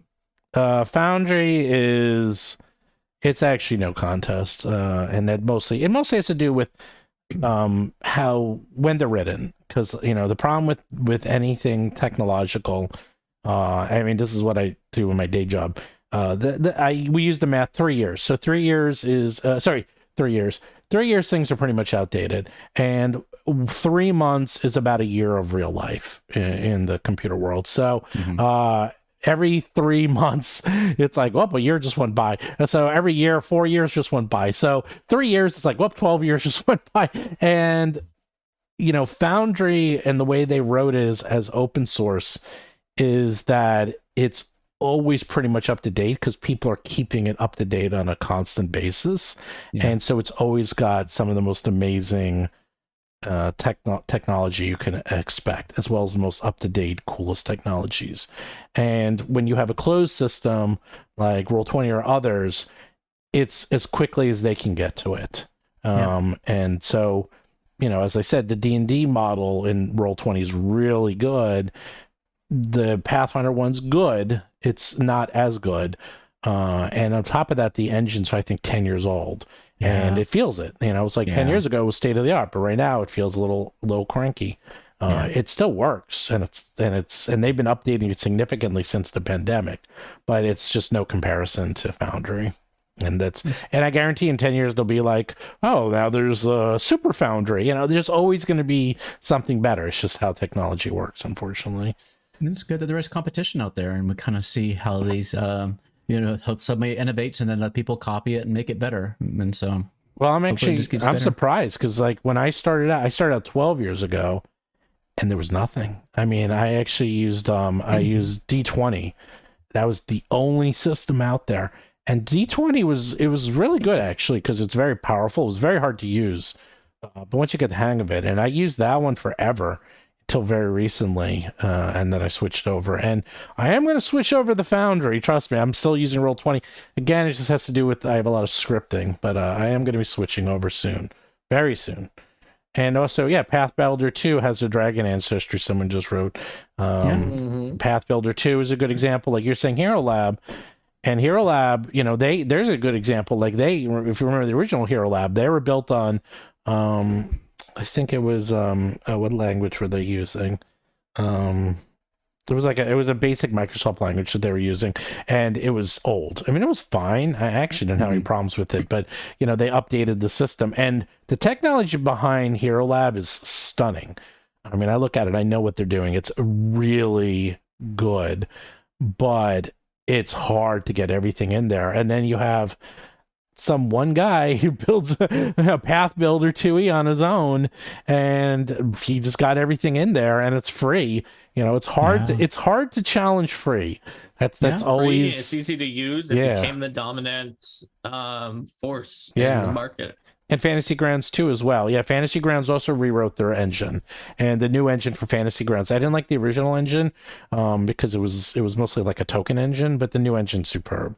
So I leave out Fantasy Grounds just because I do like Fantasy Grounds. I just don't use it. I don't mean to leave them out all the time. Sorry about that. For me, it's just the idea of having to go in and learn a new system, like just finding the time to go in and load up Foundry and figure out what the deal is. Because a lot of the times, like Roll20, I still haven't really wrapped my head around everything that is capable of doing and how to run a full adventure in there with everybody's stats. And so just the idea of like, and I feel like my knowledge of Hero Lab is kind of, I think I know how everything is going to work and the kind of the metaphor they have, the stage metaphor for running adventures, but I'm always afraid like I'm not getting the full use out of it. And it's just, it takes time to learn these. And sometimes it's intimidating to go in there and have to learn something new. Yeah, but you don't have to know everything. It's like saying, "Oh, I don't know everything in Word." No one knows everything in Word. It's like Word does 10,000 things. Excel. Okay, you want to talk about a program that can do anything? Excel is probably the most powerful program, period, like on Earth. I mean, the things Excel can do is mind-boggling. Most people use 0.1% of what Excel can do, and that's fine. The same thing with Foundry. If you use 1% of Foundry, that's it. That's all you need to use. You don't need to use everything. You don't have to be like Mark, who uses 100% of everything he uses. I don't use 100% of everything. 99. I just only take it if I'm going to use it. Like you said, people had DVD collections where they had hundreds of DVDs, many of which they didn't watch at all.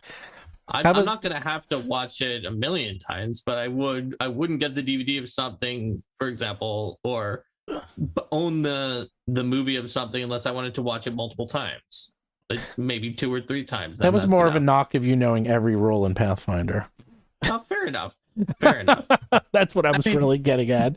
My audience over at the Gallant Goblin is primarily D&D players, and anytime we feature something from Pathfinder, one of the main questions we get is like, I find it intimidating. Like all I've ever played is 5e. Like, how do I get into Pathfinder? And I think Paizo did a great job of making a now clear path that you could send people down with the beginner box, with Troubles in Atari, with Abomination Vaults.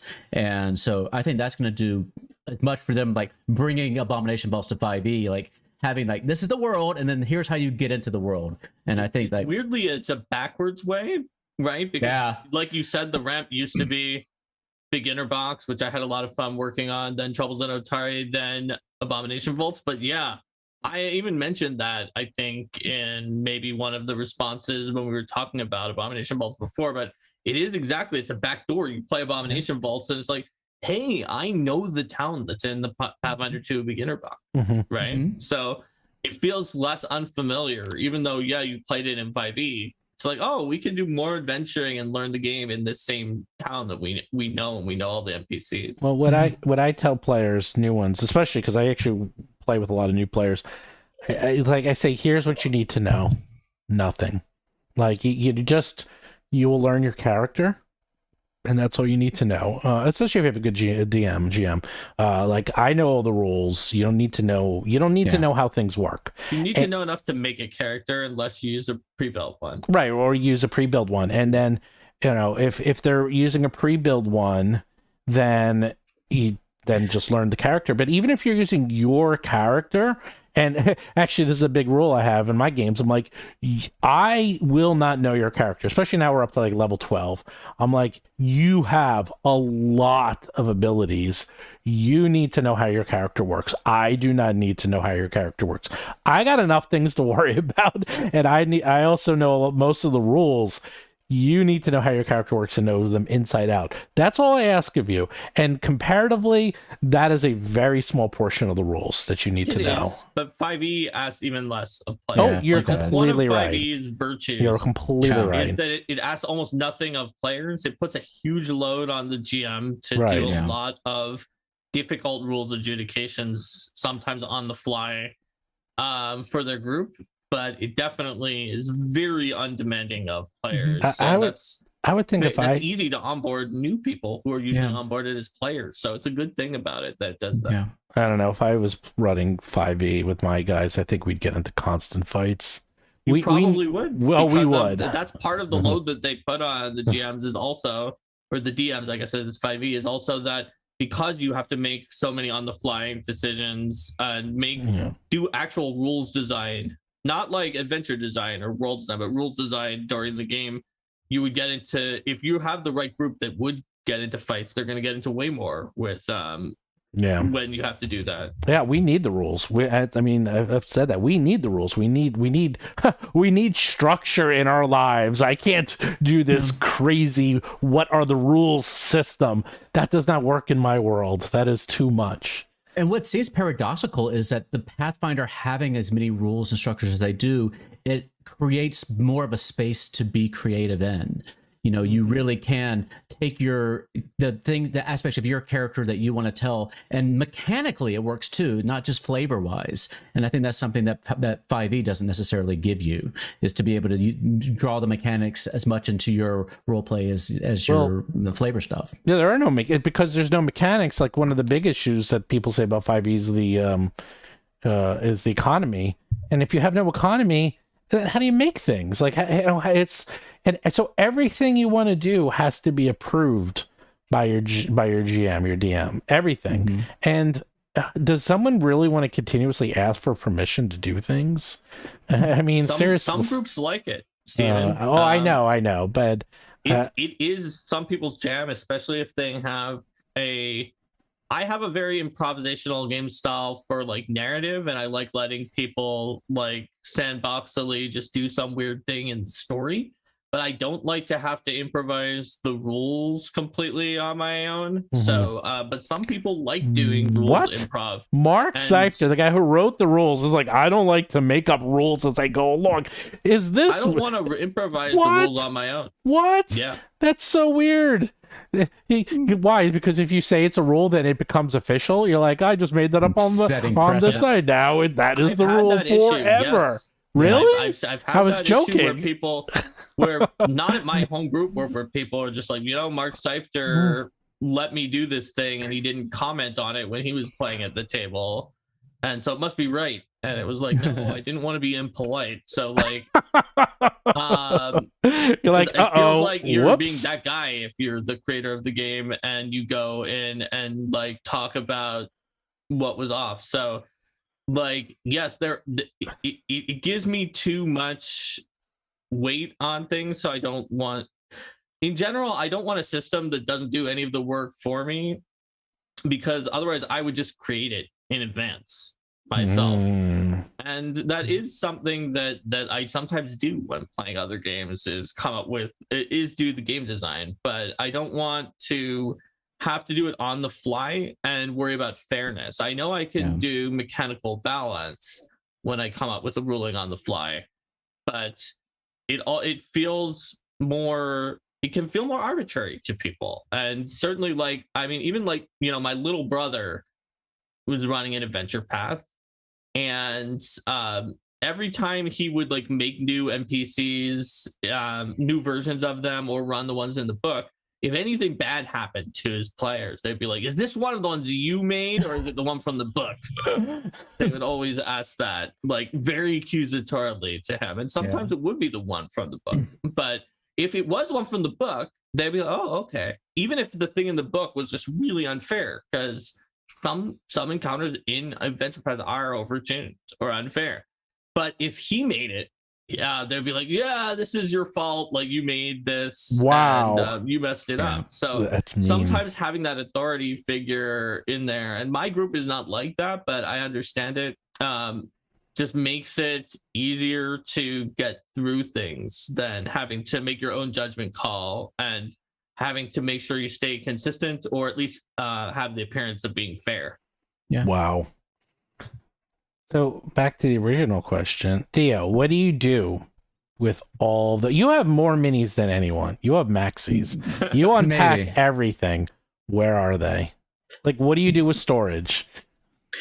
So I mentioned a little earlier today, like, storage is kind of my bag. I really enjoy sorting them and labeling them and resorting them and relabeling them.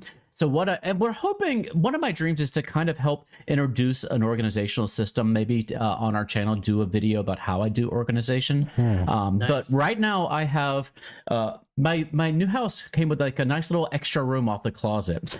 And I also have some in my game room, just the IKEA cube shelves, right? Where you can get the little cloth cubes and put them in there. And so each cube is one organization system. One might just be fiends. One may be like Underdark/Darklands. One may be giants. And within that, they're further classified in baggies. So the fiends will be separated into demons and devils and Yinagu demons and what have you.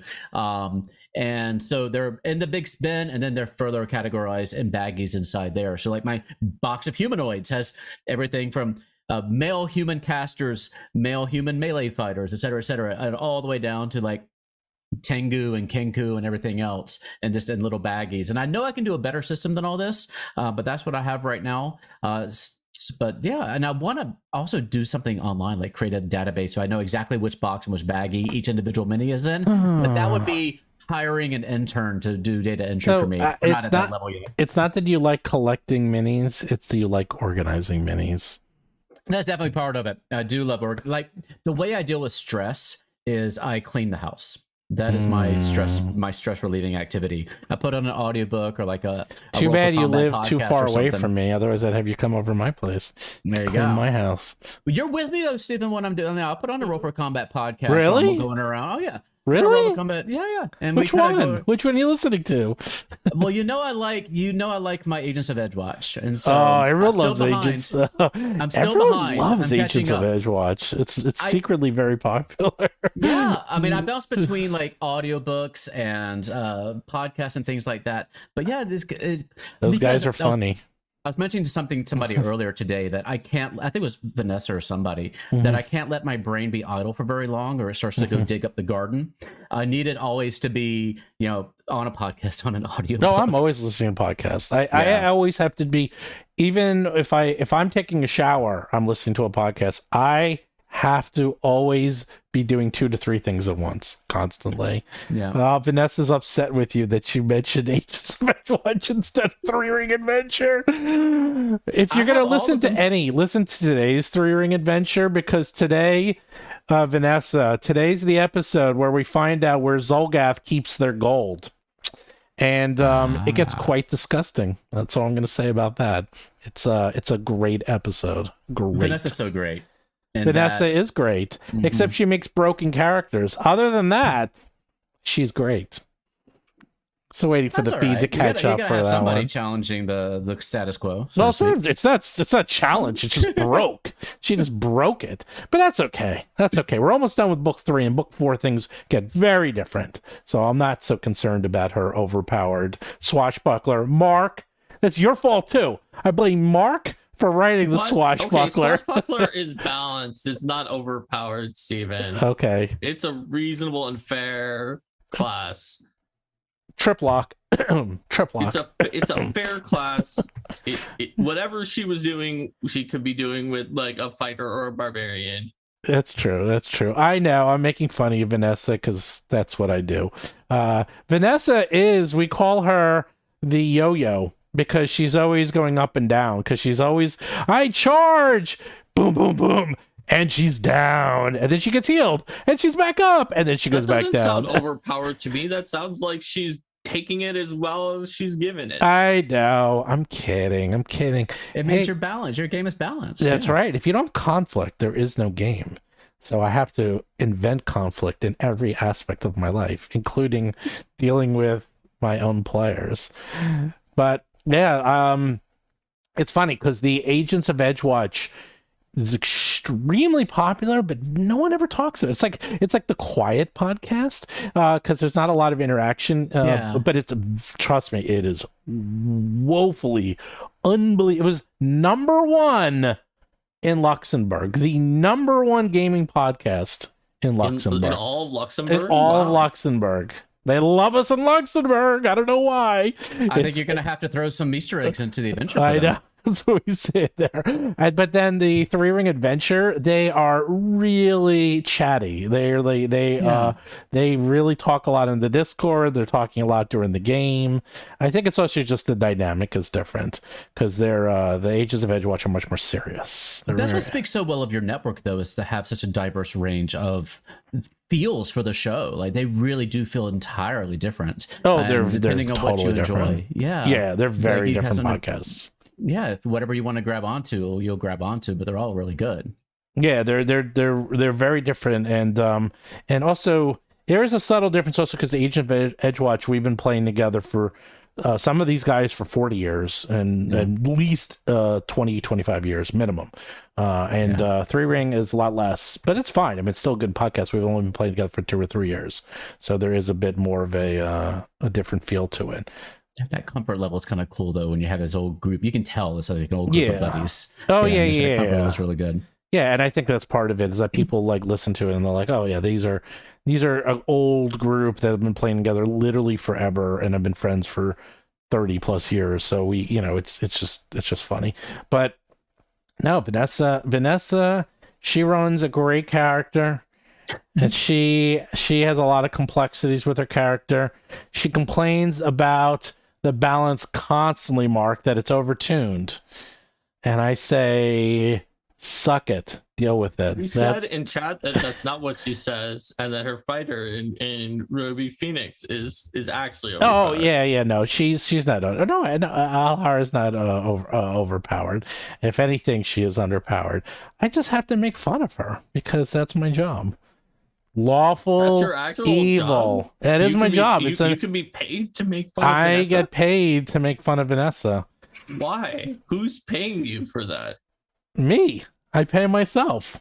That's what self-employment's all about. That's right. You write your own job description. That's right. Now I see why you have to double pay Social Security and Medicare tax for being self-employed, because you can just write a job description like that. Yeah.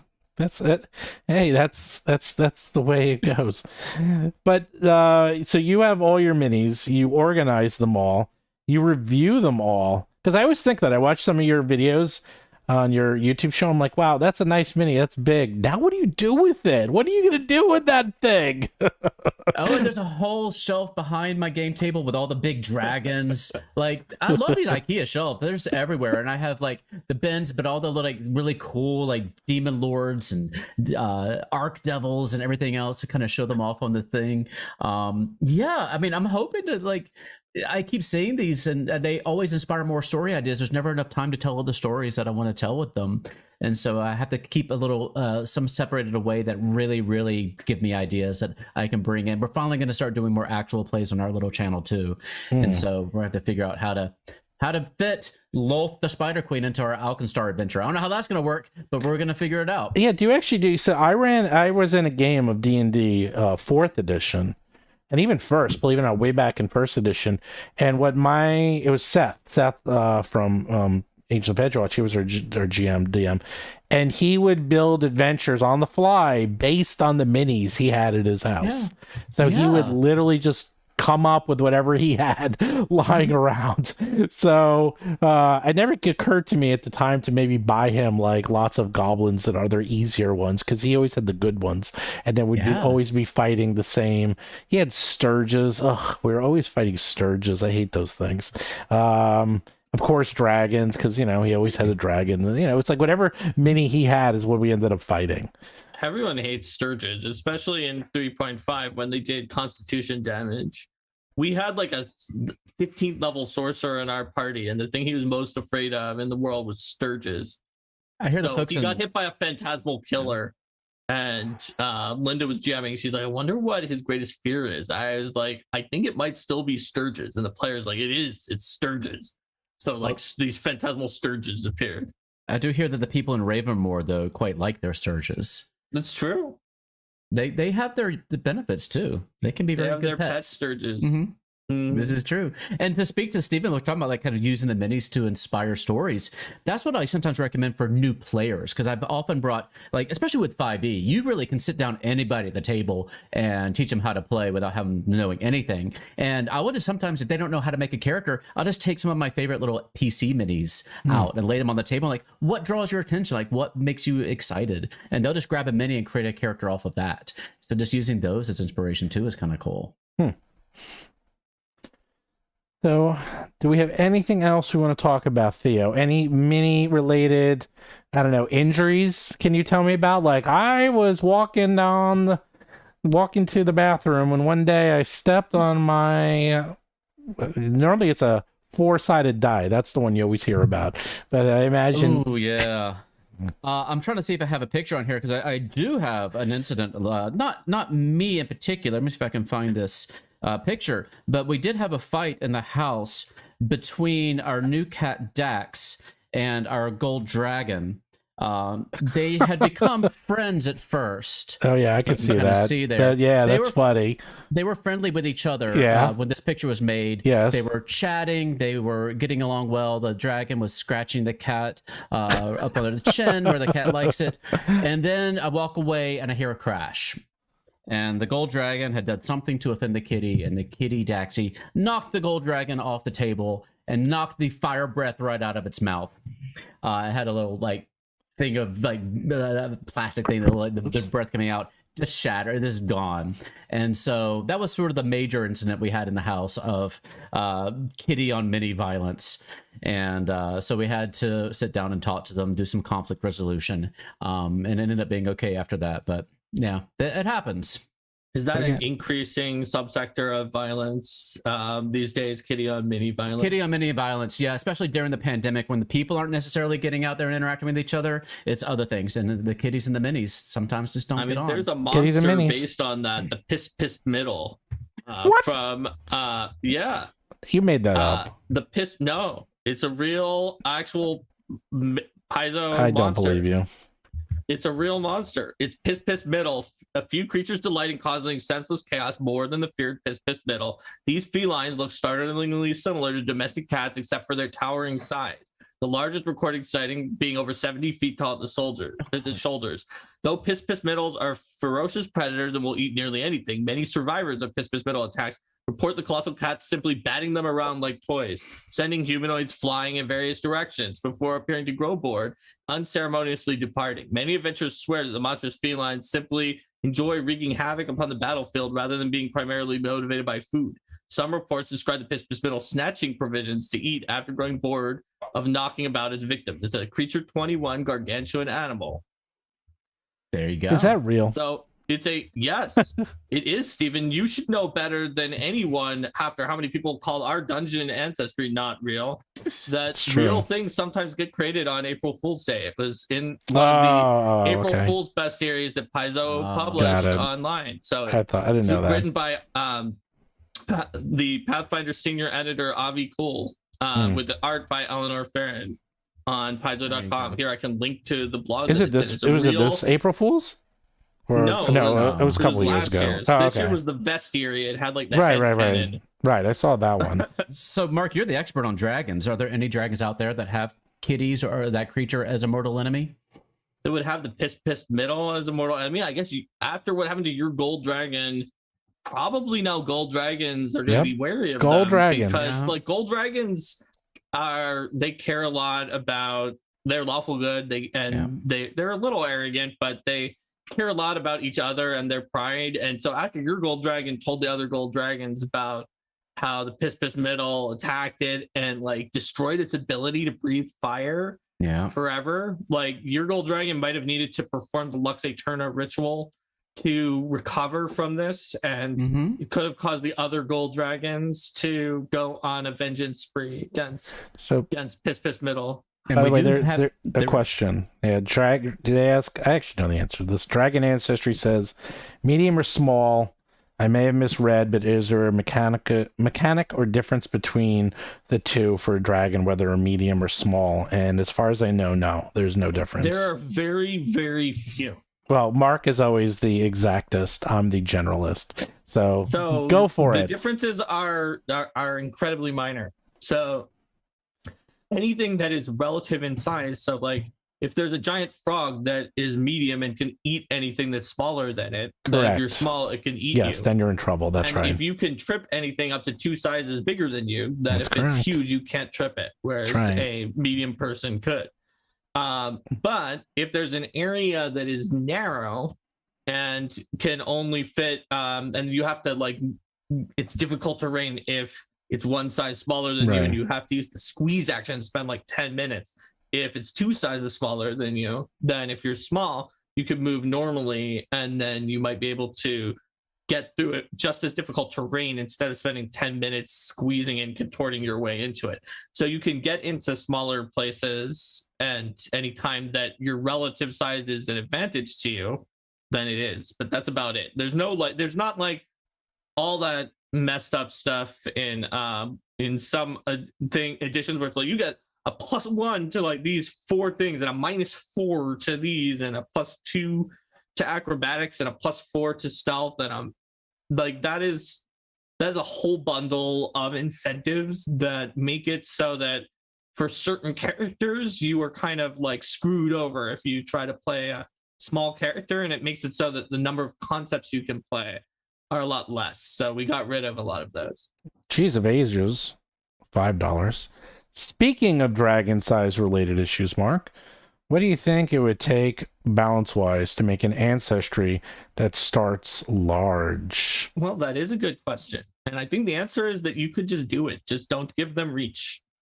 Make sure it takes as many resources to get reach as it does currently for any ancestry that can get reach, which aka a very high level feat. And then you're fine. In Starfinder, there's lot of... In fact, we someday, if the Battle Zoo Ancestries line continues, we might make an ancestry that's large. And it's fine to be large. Reach is the thing that's actually extremely powerful. Being large certainly has advantages. And one of which is that, like, even if you just don't have additional reach, your reach can hit a whole lot more squares when you're large than if you're small. You can, like, fill up hallways and block your enemies, but it also blocks your allies and can sometimes make it harder to fit in. So it has enough drawbacks and benefits that it's close enough that you could wiggle it through without too much other trouble. But if you give it extra natural reach, then it's just drastically better, except for in places where it's getting completely screwed over by being too big.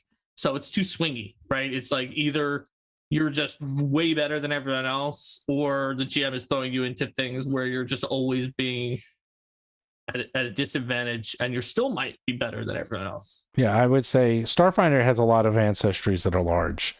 But yeah, it's also a very ranged based meta, though, where ranged weapons and flying around very far from people are strong in the meta. I used to think large was a huge advantage. As long as they don't reach, it's actually a massive disadvantage because you are really easy to hit because they can do an AoE. The closest analogy, even for medium-sized characters, if you have a mount. Because if anything hits the mount, they hit you. And suddenly your, medium-sized creature is now large. And, they did an AoE and they hit the corner. Well, you're in that corner. You're in all 4 squares. And that, as I found out quickly, is a bad thing. Large is not great for a PC. It actually is pretty detrimental. And then... It depends. If you take advantage of it, it's got some advantages. It can be good. But if you're someone who's not planning to frontline and block space or pick up a reach weapon and control a large area of ground, like if you're just like a sorcerer or something, it's not going to help you very much. And what about like squeeze? You said, it's going to give you liabilities. Yeah, what about squeeze? Because now squeeze is gone. Now, Cheese of Ages did point out that your spell emanations do get bigger. That's true. There are certain spells, if you are a sorcerer or a wizard, that if you're planning to cast, that emanate off you. Since you have more squares, so emanating 10 feet from the edge of your squares, it gets much bigger. It covers massively more squares if you're a lot bigger than if you're medium versus like huge. But how does that work, Mark? Because like in the old game in Pathfinder 1, you would just get a penalty to your AC if you squeezed into something small. But it's like, I think in PF2 you can't even do it. If you're moving into a space that's smaller than you, but like not that much smaller. I'm talking about during combat, not. It's difficult terrain. Mm-hmm. But if it's roughly like the size of your head, I think it is for the squeeze action, or larger, but like you can't normally fit your shoulders through it. Something you can barely fit through. Then you need to spend a minute per 5 feet squeezing. Yeah, so basically it's for exceptionally small spaces. Many tight spaces are just difficult terrain that you can move through without a check. So in general, because of the fact that it's not and so the examples are barely fitting your shoulders is where you need to start to squeeze, and barely fitting your head would be a master DC for squeeze. So generally a 5 foot wide corridor for a large creature more than fits their shoulders, and they probably are going to be able to manage it as difficult terrain. The weird thing about it though is that if you like end your turn in it, then where you put your mini, to go back to the question of minis, because like there's not enough space for you. But if you look at the general squeeze rules, it's for like contortion and like going into very small halls. Yeah, that's the problem, is that we had an adventure recently where they were in this room, so every entrance into the room was 5 feet, and then they went into the room, they cast enlarge, and then the monk was 10 by 10, and then they started to get their asses handed to them, and they were like, retreat, but he was too big. He could not get out of the room because he was too big, and they had to wait until it was the caster's turn to get rid of the spell so they can get back to normal size and leave, because they were just you can leave out of the door. It's difficult terrain. Yeah, well, yeah, and in this case, I think it was actually not just difficult. It was like upstairs. It was like not just like a simple entranceway. Also, if it's an even smaller door that made for small creatures, or like if you're huge, which a higher level and large does make you huge. At that point, your shoulders are definitely wider, or like you're definitely so big compared to a 5 foot corridor. You're going 5 feet per minute at that point when you're huge. And that's just how it is, because that's the trouble of becoming huge has some definite drawbacks in tight spaces. It's great if you're outdoors because you control an enormous area if you're huge with reach, or like Cheese of Ages said, with emanations. And that's something else, like all these minis you unbox, Leo, you always unbox these gargantuan minis, and I'm thinking, these aren't minis, these are maxis. Like, are people really using them, or are they just statues at this point? They're just things people put on their shelves. That's a little bit of both. And I was going to ask Mark, too. This kind of brought what you said earlier, brought something to mind.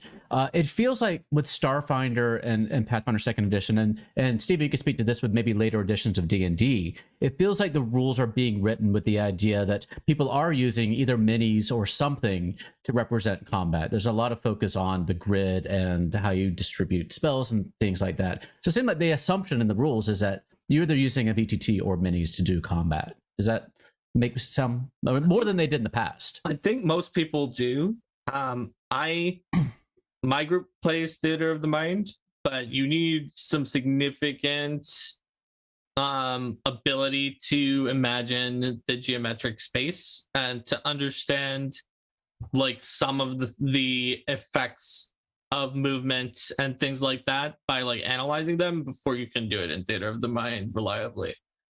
Obviously, you could just fudge it and do Theater of the Mind, but if you want to do it and be pretty accurate, it's very difficult.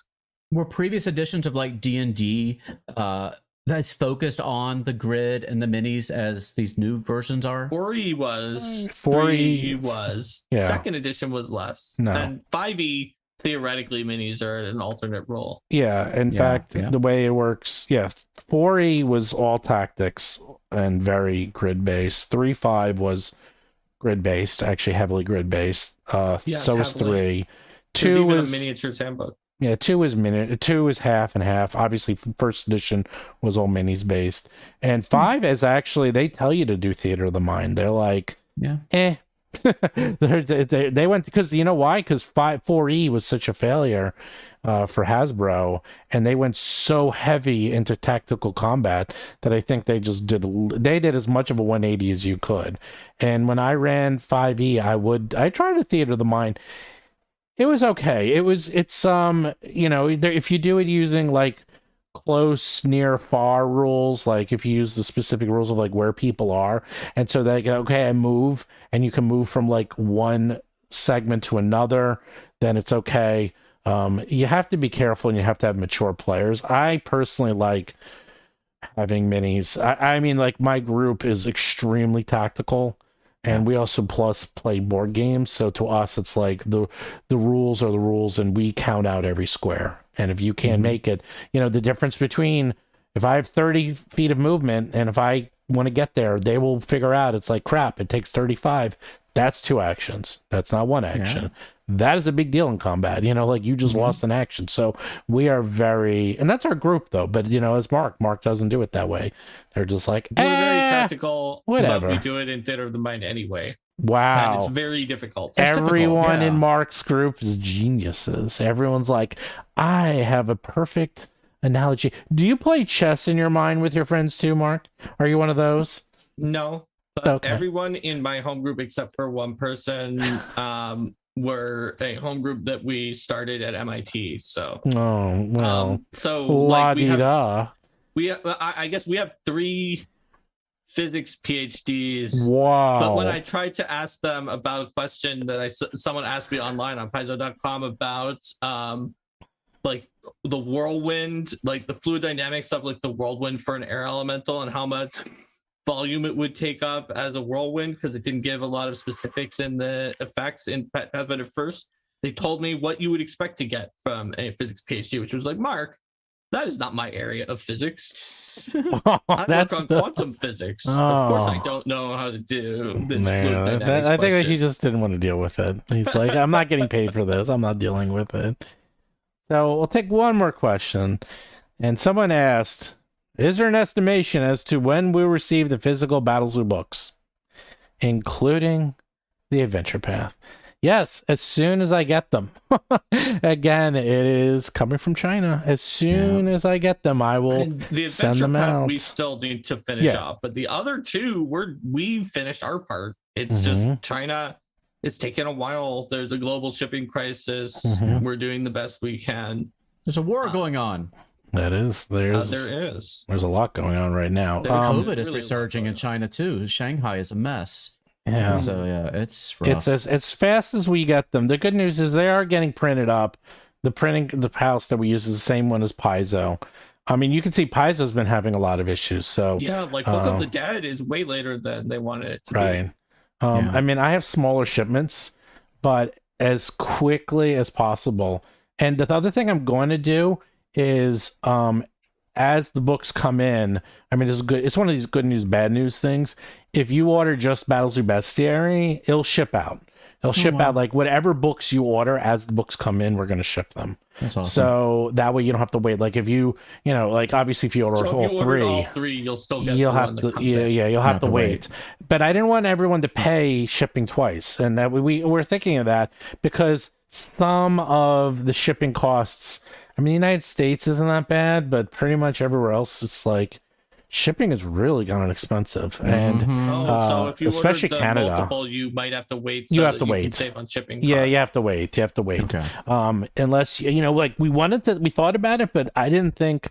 I mean, look, if you really, really want to pay shipping, 3 times, you can contact me and I will definitely allow you to do that. The shipping, I make no money on shipping. Shipping is just, whatever the shipping is what we charge. So, and we have actually a pretty good rate, but some places like, it's the strangest thing. I mean, people in Canada know this. Canada is insanely expensive to ship to. It's one of the most expensive places because you actually have to ship your books to Canada, and then Canada has to ship it to the people. So everything has to get shipped twice. It's the way the rules are in Canada. There's other things like that. And believe it or not, I think like shipping to Australia is cheaper than a shipping to Canada. Wow. Right, like when we were doing our research for our plushies, I'm pulling up on our Kickstarter page at kobaltplush.com, and like our shipping to the UK is cheaper than the United States. Yeah, like it's just very unpredictable. But like Mexico is so expensive. Mexico's very expensive. Australia's not bad. Yeah, Australia's not bad at all. New Zealand, I think, was expensive. I'm doing the math in my head. New Zealand was actually, I think it was okay. And I think Germany was okay. I know Italy's really expensive. Western Europe for us was cheaper. Central and Eastern Europe was more expensive. Yeah. But yeah, Mexico, the rest of the world. The reason why some of those countries is because if you're going to ship to Mexico or if you're going to ship to Italy, you want to ship FedEx, because if you ship by regular mail, it might get lost. I'll call it what it is. It's called lost on the mail. So to ensure that you get the packages, we try to ship them using FedEx, which is more expensive, but this way you get your package. Or we can also trace them. So there's a lot going on. So the long story short, after that very long answer is, as soon as we get them, we will ship them out. And I am at the same mercy. I just wrote Regent today. Who knows, the email could have come in while we were talking as to where the ship was.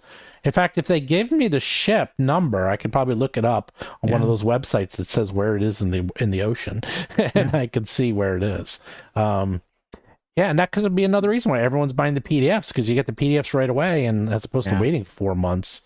And now a lot of other Kickstarters, what they do is that they will, they get the books. You see, that's the thing. They're not really Kickstarters, because what they'll do is they'll get the books ahead of time, and then they Kickstart, and then you get the stuff quick. What they really did is they printed that book up 6 months ago, and then they got them all in stock, and then it's not a Kickstarter, it's a pre-order. And we're really Kickstarting. So the Kickstarter, if you're really Kickstarting, the downside of really Kickstarting is that it does take a little bit longer. And when we did our Kickstarter last year, there was COVID, but there was no global shipping crisis. And I've talked about this in the podcast many times, is that I was getting quotes from United States printers that would give me 2 to 3 weeks to print up the books.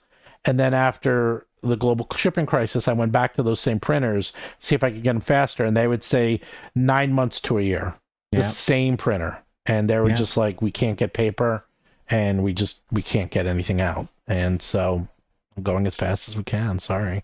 And Stephen, even just getting some of the distributors or the printers to even respond sometimes is a huge pain, because they're so overwhelmed. Yeah, which is why everyone is going the world of digital, for better or for worse. It's getting difficult. Nobody wants digital plushies. That's true. Well, plushies are different. You have to have a physical plushie. No, plushies are easy. Plushies, a digital plushie. You could do a plushie in just a few weeks. I know that because I know how fast do you these know things. That, Stephen? I know that because I have worked because I've learned all about it. I had to learn how pins are made. Pins I get in a few weeks. Stickers I got in 1 week.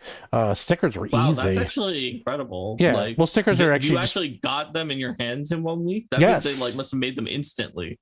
I got them in my hands in 1 week from when I sent out the file. To just ship something. No, well, you know what? It was actually kind of funny, because when I got the stickers, where are they? They're not here. They're over there. The stickers, they're printed in the US, and I think it takes them like a day, so they printed them up, they shipped them, and I got 3,000 stickers, and they're made out of plastic, thick plastic, and they shipped the box. Oh my God, that box was like, you ever pick up a box of books? It wasn't that big, but I'm like, let me pick this up. Oh my God, it was like 100 pounds. And it was just like, 2 by 2 by 2. It was a brick. That thing was the heaviest thing I've ever picked up. It was picking up. It was so freaking heavy. And I had to ship to my house instead of the warehouse. Big mistake. Never doing that one again. Because then I gosh. had to ship it from my house to Portland, because that's where our warehouse is. And I was like, ugh, I have to ship 100. Just getting it to FedEx was a pain in the neck. So I was like, I had to get my son to help me. I'm like, Adam, you got to help me carry this 100-pound brick to FedEx. So, no, yeah, stickers. They do them in a day. The stickers are super fast. The pins come from China, but they airlift those because they're pins, so they're not so bad. And I know these plushies don't take very long, right, Theo? I know they don't take long at all. To be fair, like they turned around, like these are little prototypes and we only have one of in the world, and they turned them around pretty quickly. I mean, it was a year to refine them and iterate on them to get them to where we wanted them to be. But when they actually started manufacturing these, like it was pretty quick. So we're hoping that we'll be able to deliver by the end of the year. Like we're hoping that we can get them by Christmas. And I don't want to make any promises because, like you said, like one day they'll tell you a week, and then you turn around and it's like, oh, maybe in 2 years. So we have our fingers crossed. Yeah. But well, like, that happened because Shenzhen was closed. Like they just closed the whole city, and if people don't know, everything in the world is made in Shenzhen. Like everything. It's actually kind of scary how dependent we are on one city. The whole world, not we as in the world, is dependent on Shenzhen, and in China it's like, oh, there's too much COVID, they closed the whole place. And I had my books ready to go, and luckily they were on pallets, and all they had to do was it was just before the outbreak, and it got out just in time. Otherwise it would have been delayed 2 or 3 weeks. Yeah. So it's a mess, man. They wrote us this morning and said that things are opening up there where our factory is, and things are looking okay. So we shall see. You were talking about the weight of things. I was just going to show our little coin here, our little goblin. Oh, I got one too. Look, Hero Point coin. I've been carrying it the whole time. I've been holding it. Is it the chunkiest thing you've ever seen in your life? It's not the chunkiest, but it is chunky. I actually have a few chunky. These are very chunky. I like them. These are weapons. This you could throw this as a ninja star if you wanted. Yeah, you could stab someone with the ears. The pro tip for these is to not pack them in your carry-on baggage when you go to airports. Made that mistake when we went to Gary Con, and they pulled me out and like, you seem to have ninja throwing stars in your bag, and we're gonna have to have a conversation about it. I was lucky I didn't have to just like go around and hand them out to people in the airport and get rid of them. You know what? I have another story. Hey, last week, Mark, remember I went to the trophy store? Yes. You mentioned when we had to stop the episode last week that you were going to the trophy store. Yeah, here's the trophy. Fantasy baseball league. My fantasy baseball. Here's my trophy. Don't carry a trophy that weighs 30 pounds made out of solid metal in your carry-on as well. By the way, the trophy store, I wanted to take a picture of it for you, Mark. 110 years. That is how old the trophy store is. And they've been in the same location in Yonkers, New York for 110 years. So there are such things as trophy stores, believe it or not. It's amazing. The amount of time that the trophy store has been around is more than the difference between when the trophy store was founded in like the War of 1812. Yes. It's amazing. In fact, I asked them because I'm like, "Are you really 110?" They're like, "Yeah, it's only like 4th generation." And it's amazing. It actually is pretty amazing. And I looked around; it's huge because it's old. And I was talking to them. I was like, "What do you?" Again, it's mostly they do a lot. First, they do a lot of trophies. There's a lot of little leagues, and like think about how many sports there are for kids, and they do all those trophies. But you would not believe how much they do for military, police, firemen, and all those. They do a huge amount. They did the Masons recently. They did a big order. They also sell things like darts, skee ball machines, things like that. I know it's random. It's such a random, because I said it last week, like who's ever gone to a trophy store in your life? If you have a trophy store near where you live, go into it. It is fascinating, the stuff they have in there, and you might find something you like. I actually was spending quite a bit of time in there, and they couldn't be the nicest people. And then when you ask them weird questions of putting things on the trophy, they don't bat an eye, because they're like, oh, we've seen it all. We've seen it all. I was going to show off too. It's not part of our Kickstarter, but our little Queer Finder that's pen. Queer Finder. Queer Finder, like Does it spin? Wayfinder kind of thing, and it spins. Oh my so you god! Can kind of display the colors you want. This got the Q for Queer Finder on there. I want that. That's nice. Yeah, I don't know how we're going to distribute these, what we're going to do with them, but yeah, we're so proud of our little Queer Finder supplement that Vanessa contributed to. Thank you, and our little pen. So we're hoping to maybe be able to do Queer Finder issue 2 by PaizoCon.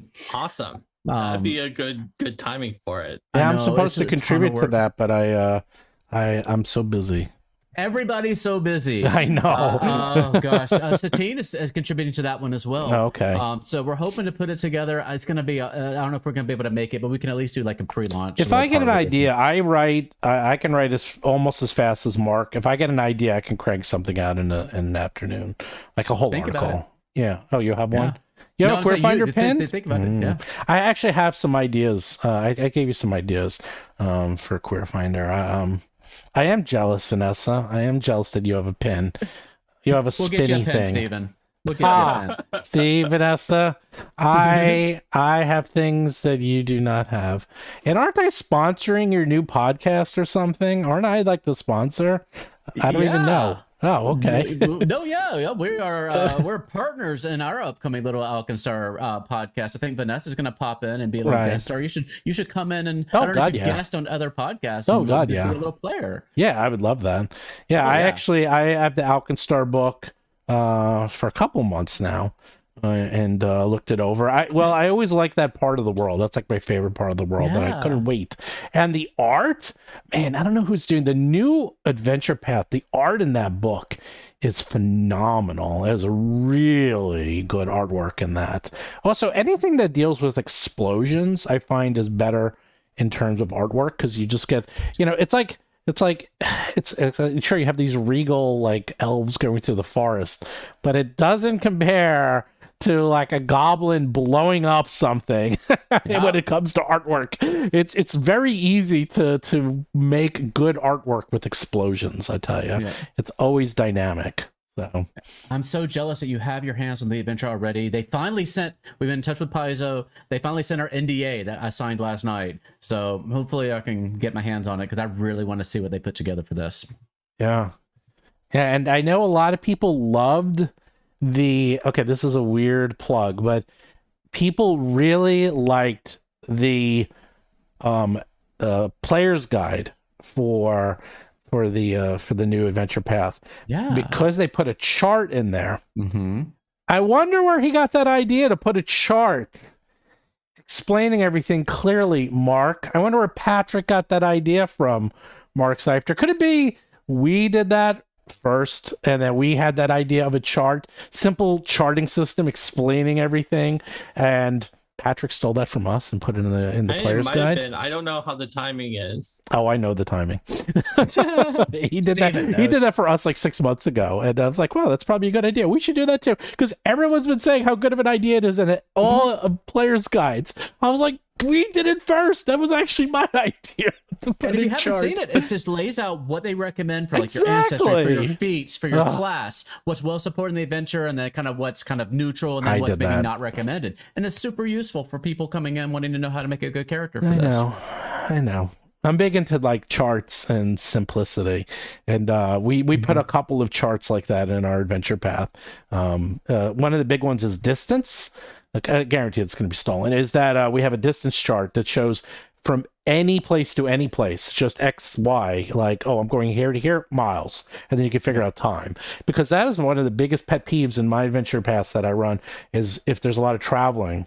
Because in Pathfinder, you need to know, because actually time is an important aspect of Pathfinder. Because it's actually very important, because if it takes 1 or 2 days, that's the difference between transferring 1 rune or 2 runes, which literally just happened in our game 2 nights ago. So, we made sure that we have a very simple way to depict how you can get anywhere, and it shows you.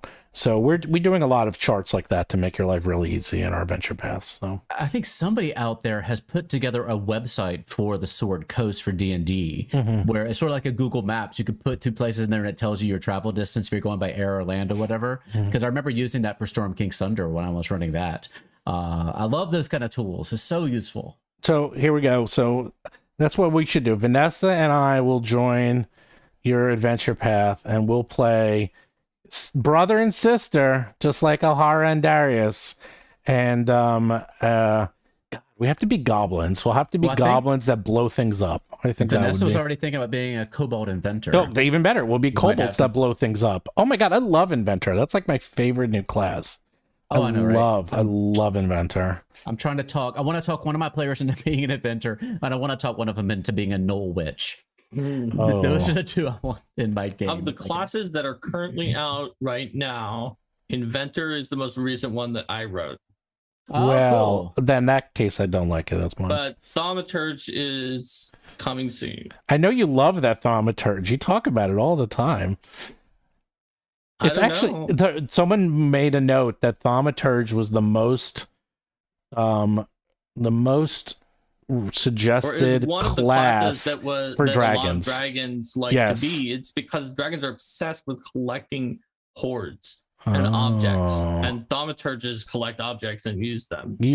I had to spell correct thaumaturge so many times in that book. I spelled it wrong. No, you spelled it right. The system didn't know what it was, and I would have to keep remembering. And then I was like, "Fine, just add it to the damn dictionary." It's a real world word. What does the actual word mean? Miracle worker. That's why they have a 20th level feat called miracle worker. Excellent. Well. See, when you work with Mark all the time, you learn a lot. At least I know who to call now when we have questions about the inventor. Well, he won't answer them. But I'll answer them on his behalf. That works. As long as they get an answer that I can blame somebody else when my players get upset. You can blame Steven. Oh, I don't care. I already blame him for a lot of things. So people blame me for lots of things. Steven for everything. That's fine. I'm used to it. That's my. Take it. I can take it. And by the way, I do make fun of Vanessa. The only reason I make fun of Vanessa because she's a New Yorker and she can take it. She can take it. If she couldn't take it, I would never do that to her. She's a tough cookie. She is a very tough cookie. She's as tough as they come. One of my favorite people. Yes, she's not a tough cookie. She's a tough matzah. That's what she is. There you go. So once again, subscribe. I guess we had a long episode. That was a long episode. episode. Might be a short one. Well, it was fun. Well, because we kept going on tangents. Yeah, we went on huge tangents. We would be doing squirrel emojis if this was the Arcane Mire Twitch. What you're doing tonight? Are you still doing one tonight? Yes. Even though this was very long, and traditionally in the past, if it's super long, it enervates Linda a lot. We're still gonna do it tonight because of the fact that we have an interview, so we can't cancel. Oh, there you go. Vanessa, you're from California, but you live in New York now, so you are officially a New Yorker. So where is what's going on with your Kickstarter, Theo? Where can people find you? Let's go load it up and take a look. We are funded. We got funded in 45 minutes, which I'm super happy about. We are more than halfway to our first stretch goal. Oh, it just bumped up by a good bit. We are $800 from unlocking our first stretch goal. I wonder if it's from the stream. I hope so. Yeah, I really appreciate y'all having us on and letting us talk about it. It's at kobaltplush.com. We have 6 of these little guys we want to bring into the world and into your homes, and I think they're precious, and I hope y'all can give them good homes. They will make you happy as much as they've made me happy. I see them around the house and they make me happy. I want to carry with them with room to room with myself. But yeah, kobaltplush.com, and come on there, and when you back, you can start leaving us comments, because we want to know, like, what other little accessories do you want to see, because they can all be switched out. So, like, is there something, give us some ideas on what you'd like to see. I just realized the other day that I can take his little arrow and kind of put it here in the bow, and it kind of sticks, and you can kind of have him like ready to shoot his little bow and arrow. So if y'all got ideas for Cobalt classes or accessories or clothing items you'd like to see, we totally want to hear that. We're hoping that if we clear all our stretch goals, we can start making new stuff. So that's the dream right there. And there I put up, you have the pins as well as the coin. Got pins of the little ones. You showed your pins earlier, Steven. Like the pins are just super cute. Like I've never quite grokked why people wanted to collect pins until I started getting our own. I was like, oh, these are actually super cute. And you put them on your bag or your hat, and they're super fun. Cool just to show off. We got our little inspiration coin. So that's the kind of the main thrust of this first Kickstarter. It's our first foray into Kickstarter, so we want to keep things kind of simple. But we're really happy. We worked really hard on it, and I hope folks like it. You could get Pickles the Hedgehog as well.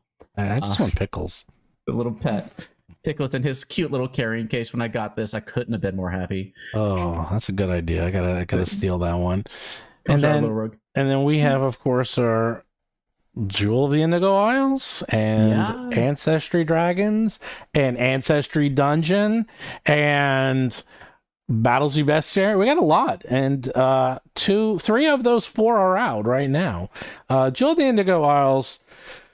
Good news is the art is almost all done. In fact, I have just a handful of pieces left to do. The maps are coming along nicely. I usually get about 1 to 2 maps a week from Blando. The maps, I wish I could show you them. Damn, these maps are, they're beyond stunning. Like, I mean, like, Blando's insane. If you haven't looked, just look up Blando cartographer. He does almost half of the official maps for any of the WotC books, and I'm sure you've seen those maps. They're incredible. You go to his website, they're incredible, and he's doing all of our maps, and he is gone. As I've noticed, one thing I do is, because I often give all my artists and creators a lot of freedom, and when you do that with creative people, they go crazy. So, and for better or for worse, usually for better, and he has gone crazy, and they are really good maps that you will also be able to use in your own games, because some of them are generic enough that you can just, use them over and over again if you wanted to. And that will be coming out. And then everyone keeps asking about the next Kickstarter. I saw 20 questions on there. Yeah. We'll maybe it eventually. Maybe this summer. We're looking at July-ish. Well, we know that Battles of Bestiary Strange and Unusual will need to be in it for the Strange and Unusual RPG Superstar, but no other details are known yet. Yes. We know for a fact Battles of Bestiary Strange and Unusual 100% going to be in that Kickstarter. What else is going to be in the Kickstarter? Mystery. You're going to like it. I'm gonna say, when you see this, I think don't be sitting in a chair, because I think you're gonna fall out of it. It's you guys know how ambitious I am. Wait until you see what we're doing. And we talked about how ambitious you were during this stream, and this next Kickstarter is more ambitious. It's actually, it might kill me though. I've been working nonstop, even getting this one ready, and we'll see. Although, and I've been working on it for almost a year, and now it's slowly getting closer and closer. We don't have an official launch date, so it's not like I have to hit a date, but I'm trying to get around July, is like what we're looking for. Because if you miss July, it gets a little hard after that, because then August is Gen Con, and it is a little tricky after that. Have you performed the appropriate necromantic rituals so that if it does kill you, you'll become a ghost whose unfinished business is to complete it? I actually am already, I'm a lich right now. No, this is a mask that I'm wearing. It can't kill you, really. No, it's really just don't find my soul cage. Soul cage. That's what they call them now. Soul cage. Yeah. Just don't find my soul cage, and as long as you don't find that, I'll be okay. But no, I am a lich, and that's why I don't sleep. Have you noticed that, Mark? That I don't sleep? I did. I've noticed when you send me something at like 1:30 a.m. my time, which is like 4:30 a.m. your time, and it's not that you woke up early, because you had also sent something an hour before that. That's right, because I don't sleep. I don't need to sleep. It's one of the many advantages of being a lich. I strongly suggest you become a lich, every one of you. Yeah. There's you don't have to eat as much, but you spend a lot on skincare products, though. Yeah, it's pretty expensive. These masks I have to keep, wearing over and over again. Other than that, it's a living. Yeah, but Stephen, when your books are coming out and you're getting ready for your Kickstarter, I hope you'll come over to the Gallant Goblin and we're gonna live there again. Yeah, we'll live there. Share us all the cool stuff that you've got coming out, because I'm sure our folks will eat it up. I hope so. I think they're going to like it. I think so too. All right. Well, this is super long. Oh my God. 2 hours and 22 minutes? Yeah, it's incredibly long. I think Mark's saying, I'm ready for lunch. I'm ready for dinner. I can keep going, but no, we got things to do. Stop, because among other things, this is very disruptive for Linda, who's also working. Oh, sorry, Linda. Tell Linda I'm sorry. We'll send you a plushie. Okay, there you go.